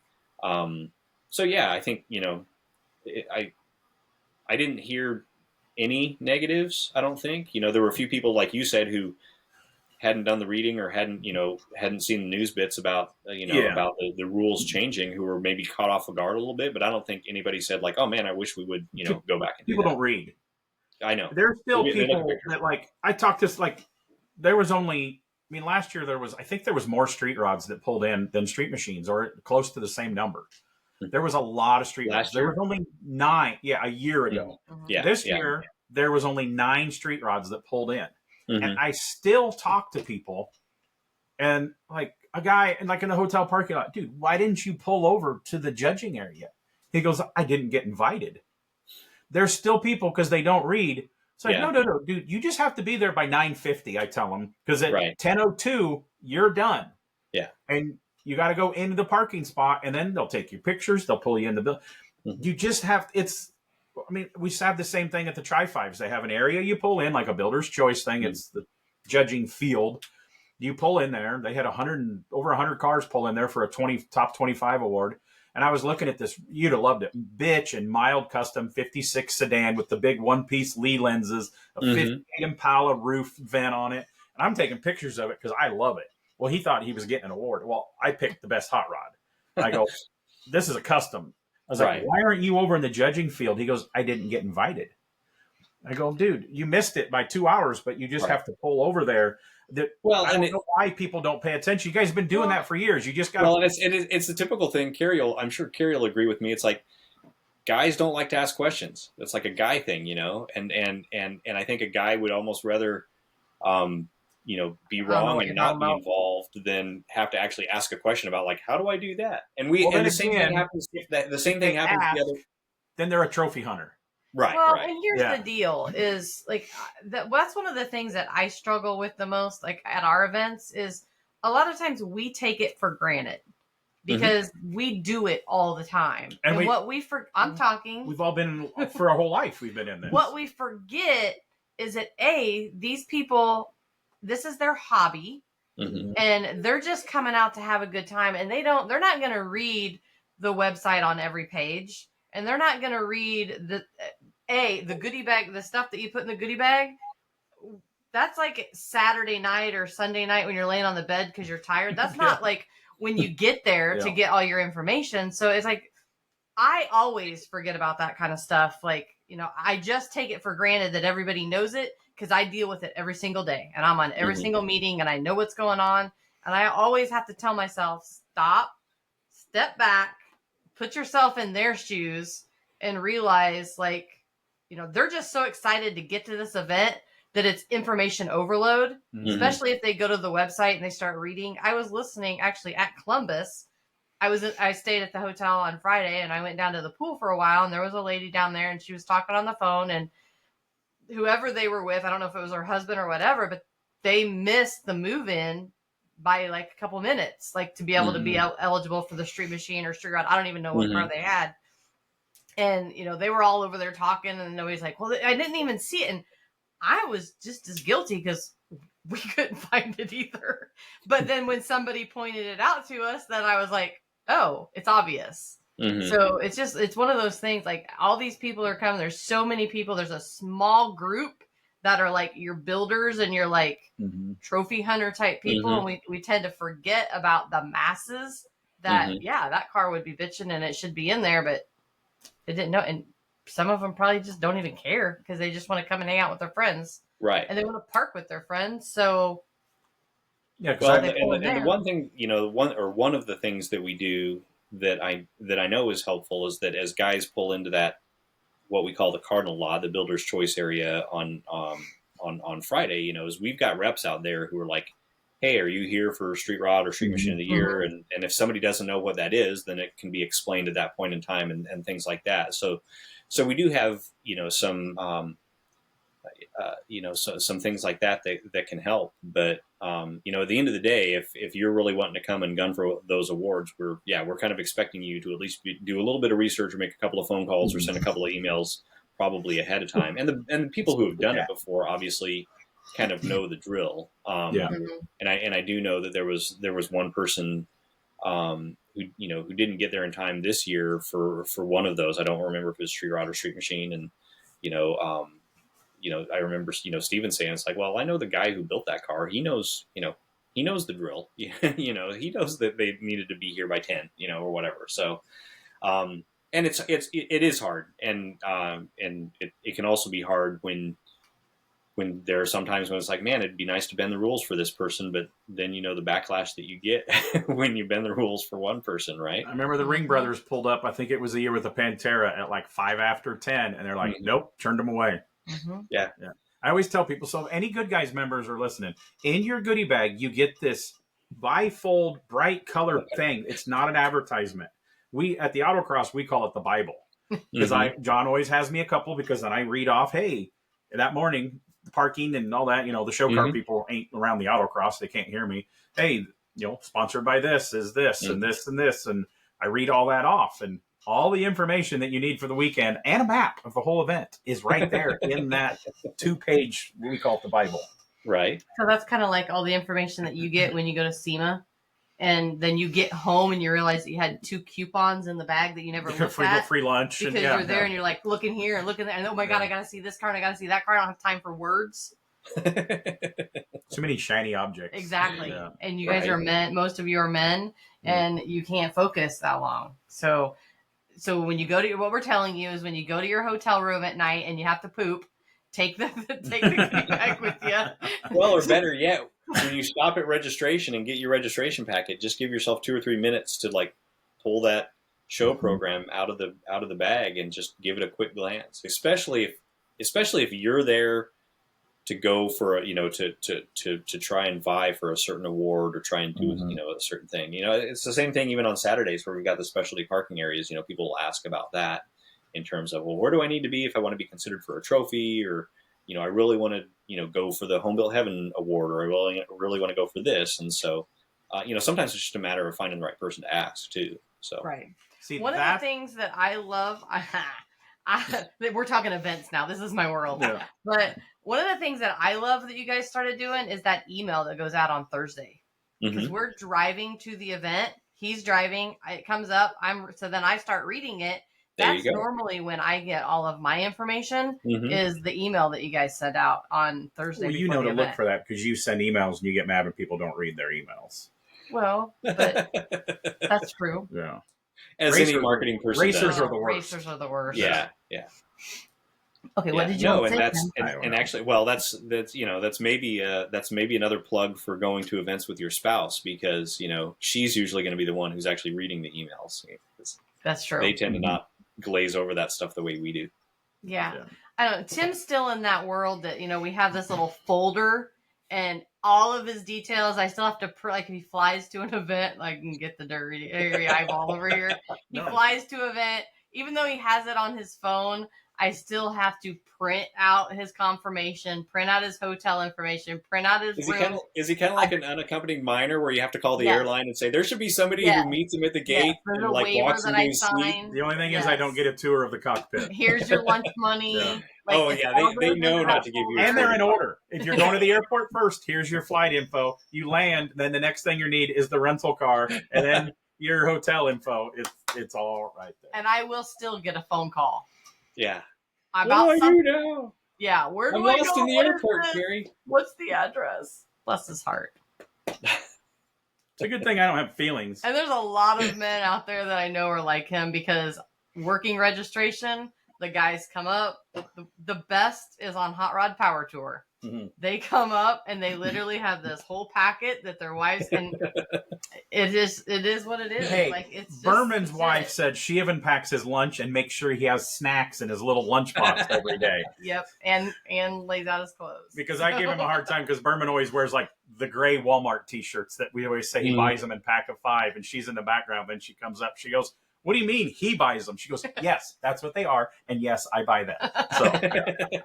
So. Yes. I mean, if we didn't have help, why would we get married? True. Our anniversary is Saturday. We may not make it. Yes. I'll pray for you, Tim. Yeah. So, okay, we've talked about your favorite Good Guys event. Allegedly, do you have any other car event that you like to go to? Ooh, it's honestly, it's been a little while since I've. No, I shouldn't say that. But there are a lot of events that I used to go to more regularly that I just don't, because when I have, it's great being at Good Guys, but you start to learn to cherish the weekends where you don't have to travel and don't have to be somewhere. And especially because I'm not very good about working on my own, getting in the garage and working on my own stuff during the week. Like those few Saturdays that I get a lot of times are spent trying to get things like that done. And you said your obviously, still Grand National Road not done. or not done. Yeah. Love the Grand National Roadster Show. That's always a great one to get to every year. Used to do the KKOA event in Salina. Haven't done that for, I think it's been almost a decade now, unfortunately. Would love to get to to Kevin Anderson's Custom Car Revival event. Mhm. We ran some coverage on it last year, and every year that I see photos of that, it's like, oh man, that that looks like a lot of fun. So would like to get to that sometime. But yeah, there's not there's not a ton of others that I feel like I'm totally missing out on. Would love to get to Triple Crown and check that out. Mhm. One day. It's not going to be this year, unfortunately. Um, but I'm trying to think of what else. I mean, Good Guys Des Moines was always kind of my, even when I didn't work for Good Guys, that was like my go-to thing in the summer. A lot of people say the Gathering of the Rock's pretty good, which I guess. Oh yeah, absolutely. Yes. Mark went last year, I think, didn't he? And Yeah, drove Mark's Gary's gone, I think, the last 2 years. I went the first year to that, and once again need to get back to that because that's such a we've not neat made it deal. to that. There are a lot of neat kind of that's not exactly an invitational, but they do have to cut the maintain certain numbers, and you see a lot more of that happening these days with just smaller scale events, and there's a lot of there's a lot of good reasons, I think, why some people choose to go that way. It just makes it more manageable, especially like you were saying, like if you've never run a big show. I've talked to Jason Smith from Gathering at the Rock a few different times, and he's mentioned more than once, like, man, I have a lot more respect for all the things that you guys do because we're doing it on a way smaller scale, and they realize like how much work that is. Yeah, but I think again, they cap that at like 450 cars or something. Like Yeah. Kevin Anderson caps his at 200. Yeah, but once again with Gathering, that's another event that's kind of getting back to what we were talking about earlier with poker runs and the Hot Rod of the Year reliability runs, stuff like that.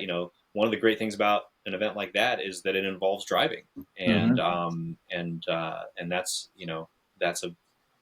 I think there's a lot of people who really kind of miss that kinetic aspect of seeing cars move, seeing being able to hear them, all that sort of thing. I guess the other one that I haven't been to since I left California is the West Coast Customs, Cruise and Nationals. It used to be in Paso Robles, and now down in Santa Maria. That was an annual thing for me during the time that I lived out there too, and that was really cool when I first moved out there because that was just one of those that I read about in the magazine every year. So it was kind of cool to go finally for the first time. I think it was '97 the first time that I went, and I've never been to that. Experienced that. Yeah, never been. So you want to ask him our other non-automotive question? There's a non-automotive one? Yes. So where would you like to go, or where would you like to vacation not car related? Ooh. Any country, any something. Good question. I don't know that I've given that enough thought. I have had it in the back of my mind. I've never been abroad, and never and I've always, for some reason, always had interest in going to Norway, which is where my dad's side of my family is from. That's where the Lee name comes from, and so have always thought it would be cool to get there and check that out. And kind of as an interesting coincidence, I don't know if you want to call it that, but Mods Buck, I don't know if you know Mods, who works for us, sells advertising. Yep. That's where his family's from. His mom lives in Norway, and so I get to live vicariously a little bit through him because he flies over there, I think, usually about twice a year to check it out. Just learn that from him, because our BMX girl that we've sponsored for all these years, she's BMX scholarship for college, and her boyfriend came over for BMX college from Norway. So she just spent 2 weeks over there, and sending us all these pictures how beautiful it is over there. And I was talking to Mads about, our buddy Nick, I know this Nick from there and what his parents do. And Tim thinks everybody from Norway knows each other. well, we think all Canadians know each other. It's almost small enough. Yeah. So what we learned, Norway, obviously their food is a lot better than ours. And no process, no preservatives, all that stuff. But they have a tube of, it's like cheese and like meats. Like it looks like a tube of toothpaste, and one shrimp, isn't it? Yeah, it's like cheese and shrimp and cheese and this and cheese and that. So Nick and Lily were with me, and we were in Bowling Green, and I went into the gas station and I bought the thing of Cheese Whiz in a can, the squeezed cheese. He would have nothing to do. He's like, I'm not eating that. I'm like, why? Well, I tried it. I'm like, it's really good. And I ate it. I'm like, oh, it used to be good. It's not any good anymore. Yeah. So their food would be, So ask Mads about the snack in the tube, and I got him going about it. Oh yeah, then he started rattling about it. And, it looks disgusting. So what's you guys' answer to that question? That we've never. I want to go to Australia. Yeah, we almost went to Australia once for a bike race. I'd like to do Australia. It's car related, but listen to the stories that Dave Shutton tells. I'd like to go to the Moon Eye show in Japan. I'd really like to do that's an automotive trip. But I mean, we've had friends that went on a non-car thing for like Ireland. Sounds amazing. I mean, we've traveled to about every state in the U.S. except like 4. And it's always hurry to the car show or hurry to the BMX race and back home. After driving across country like 30 times, we finally, the year right before COVID, because SEMA. I think I had COVID when we were there. SEMA and then Scottsdale Good Guys was back to back. So we stayed out there, went to the Grand Canyon. I always say I went to go to the Grand Canyon. I was a Midwest poor farm kid. I never thought I'd get to go see the country that I've seen. And I only wanted to go. I want to go to Hawaii. And we went to the Grand Canyon. Why? Because the Brady Bunch did.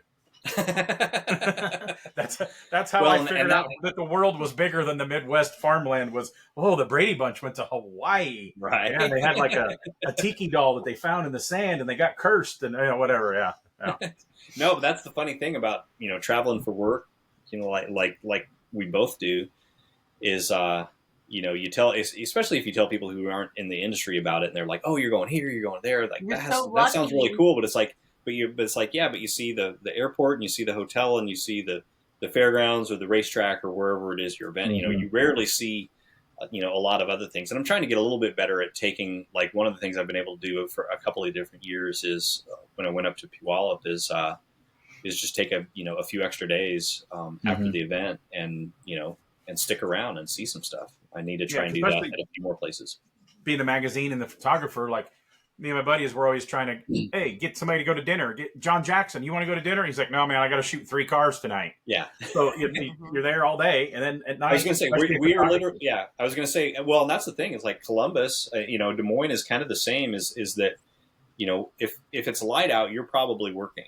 So at least for the media team. So yeah, that's when we shoot our features. Is usually in the evenings and stuff like that. So we're often not done until dark, and then you're like. Well, what fast food is open still at 10 o'clock on the way back to the hotel so we can get dinner or whatever. Yeah. Of course, John Jackson, he'll shoot at night. I did that. I hung out once at the end, helped direct traffic. I think it was at Texas or something. She wasn't there, like helped the track crews, right? Mm-hmm. So we're all done with the track crews, and I'm with John and Harry, and they're like, hey, you want to go to dinner with us? And I'm like, yeah. We ended up at Waffle House. Yeah, I mean, how awesome is that? I mean, she wouldn't have went to Waffle House, but it was open, right? Yeah, sometimes you go where with what's open, right? Yeah. Yeah. Awesome. Well, we have almost talked for 2 hours. Wow. Holy cow. Yeah. So, anything else you want to add? Anything else we forgot? Hopefully, you're working on bringing back custom rodder. Well, I'll tell you what. If I had the time or energy, I'd love to do that. But no, would love to see a title like that make a comeback. Would love to see. A lot of those old titles make comebacks, but I don't know that that's on my plate. I've got enough on my plate getting 12 issues of the Gazette out the door every year. There's plenty to keep me on my toes with that. That kind of goes back to the whole. You only see the airport and the racetrack at events. It's kind of on top of that. It's like, well. When I get back from the event, my deadline is still happening. My work isn't done on Sunday night when the event. Your email is still full. You go home and you've got a deadline the next week or maybe a couple of days later or things like that. So yeah, it can be a treadmill, but I enjoy putting it out and feel like we have a pretty good product and hope that people enjoy it. So what is the percentage of people that get the print magazine and only get the online? Do you know that? I mean, I'm still print. I want the magazine because you can just get the membership and so you look at it. You can get the silver membership and just get the online magazine. It's I'm trying to do the math, which is not my strong point, which is why I write words instead. But I want to say it's maybe 10% or so, 10 to 15% of people who who are a Good Guys member and only have the silver membership and don't get. Oh, okay. So I think a majority of people still opt into that. I don't like to click. I like to fold the page. I like. Yeah. Well, what I tell people is I spend my day at a computer. I spend all day staring at a screen, and so it's nice to be able to sit down like on a couch or at a table and actually flip through a magazine. And the thing I've always liked about the magazine experience, just the print experience in general, is that like online you tend to kind of go straight for the one thing you're searching for. Whereas when you're flipping through the pages of a magazine, it kind of opens up the opportunity for happy accidents, like discovering something that's like, I didn't realize I'd ever like that, but that's really cool. Whether it's a feature car or a history piece on somebody that you never knew about, things like that. That's why I still have other magazine subscriptions that aren't automotive related, because it still allows that kind of sense of discovery and kind of stumbling onto things that you never thought you'd be interested in. Dude, these magazines back here that I showed you that I bought at Columbus, they're early 80s magazines, Rod Action, Street Rodder, and going through the ads, like when Boyd was coming out with his first wheels and all that stuff, it's incredible looking at all that early billet stuff. But I started chuckling, thinking about a story about the Gazette. Yeah, I know you weren't at Good Guys then, but so I know I've talked about it before. My buddy Hunter from Louisville, he's 25. He actually won the Good Guys Nova giveaway. The guy that won the Nova, Yeah, which he just, at Columbus, he sold it. So he bought a Model A Vicky. But anyway, it's like, he likes traditional stuff, like old school stuff. And he was looking at a car for sale, and somebody's like, oh, one of his dad's buddies, his dad's my age and, lifelong hot rodder. It's like, oh, I remember that car was in this issue of the Good Guys Gazette. And this was Steve Anderson days, I think. Okay, way back. And I'm sure you've heard the story, because Steve would do some funny stuff in the magazine sometimes. Sometimes he might get his wrist slapped or something, but they let him try some stuff. And listening to Hunter explain, he goes, I have never seen a Good Guys Gazette like this in my entire life. And I go, well, what's on the cover? And he goes, oh, I think it was the car that he was looking at. It was an old guy from Illinois. Anyway, it was like a pink Model A with white scallops on it. And I started laughing. I go, did it have a dude in swimming trunks? He's like, yes. Remember this? Have you ever seen that issue? It was the swimsuit issue where they put guys had to get. It was all guys. Like you open it up and it's this big fat guy in a little Speedo and stuff. And he's like, this is the craziest Good Guys magazine. I was like, yeah, it's like, he probably wasn't even born at that time. They got Bill Burnham in a Speedo, I think, in that issue. Yeah, it's been a long time since I've seen that actual issue, but I have the Good Guys Hot Rod Chronicles book that David Featherston and Tony Thacker did, and there's a couple of references to that swimsuit issue in there. Yeah, it was the Ron Wiggins car, was the purpley pink one with the white scallops. And well, we might have to bring that back. So bring your swimming suit to the next few Good Guys events you come to, Tim. I don't think we'll have to see it. Yeah. You guys can do it in Texas. Everybody go over to Buc-ee's and get your Buc-ee's swim. Oh, actually, no, Good Guys sell swimsuits now. Yeah, I have a pair of the Good Guys swim trunks. Yeah. Hey, we need models. Yeah, I don't know if you could get by with that in today's age, could you? No. Maybe there's a good reason why. Let's just say People no. sometimes have less sense of humor these days, right? Yeah. All right. Okay. Well, wrap it up. We're going to wrap this up. If there's anything anything else, pull the plug on this thing. Yeah, we want to thank Damon Lee. Honored to call him a friend. Known him for a long time, and again, he's been a part of being a magazine nerd. I've always read his name in the magazines, and keep up the good work. You're doing a great job with the Good Guys Gazette, and I guess we'll see. You're going to work Texas? I will be in Texas, yeah. Okay. So if you're going to be there, I'll plan to see you there, and appreciate the opportunity to be on the podcast. This is it's been awesome. It's a lot of fun to chat, and we have such a similar background that it makes it a lot of fun. And like I said, it's kind of hard to realize that both of us have kind of been doing this for close to 30 years now, so we're getting to be the old guys. So how many years have you been in? Well, I guess 96 is when I started publishing, so I'm closing in. I'm like 28 years. Okay, well, this is our 30th year running our hot rod shop, so yeah, there you go. We're crazy. There's a reason our hair's a little lighter and we're gray in areas. So right. Yeah. Okay. Thanks a lot, Okay, man. man. We'll see you. Thank you. Good to see you guys. Thanks so much. Bye. Bye. The Strange Motion Way podcast, brought to you by Royal Purple Synthetic Oils. Royal Purple premium synthetic motor oils and high-performance chemicals have been designed to improve performance in all conditions and provide cleaner operation, better mileage, and decreased oil change frequency. That means less oil changes. With products available for your gasoline and diesel engines, Royal Purple is the obvious choice for your performance needs. Drive with Royal Purple, the synthetic expert.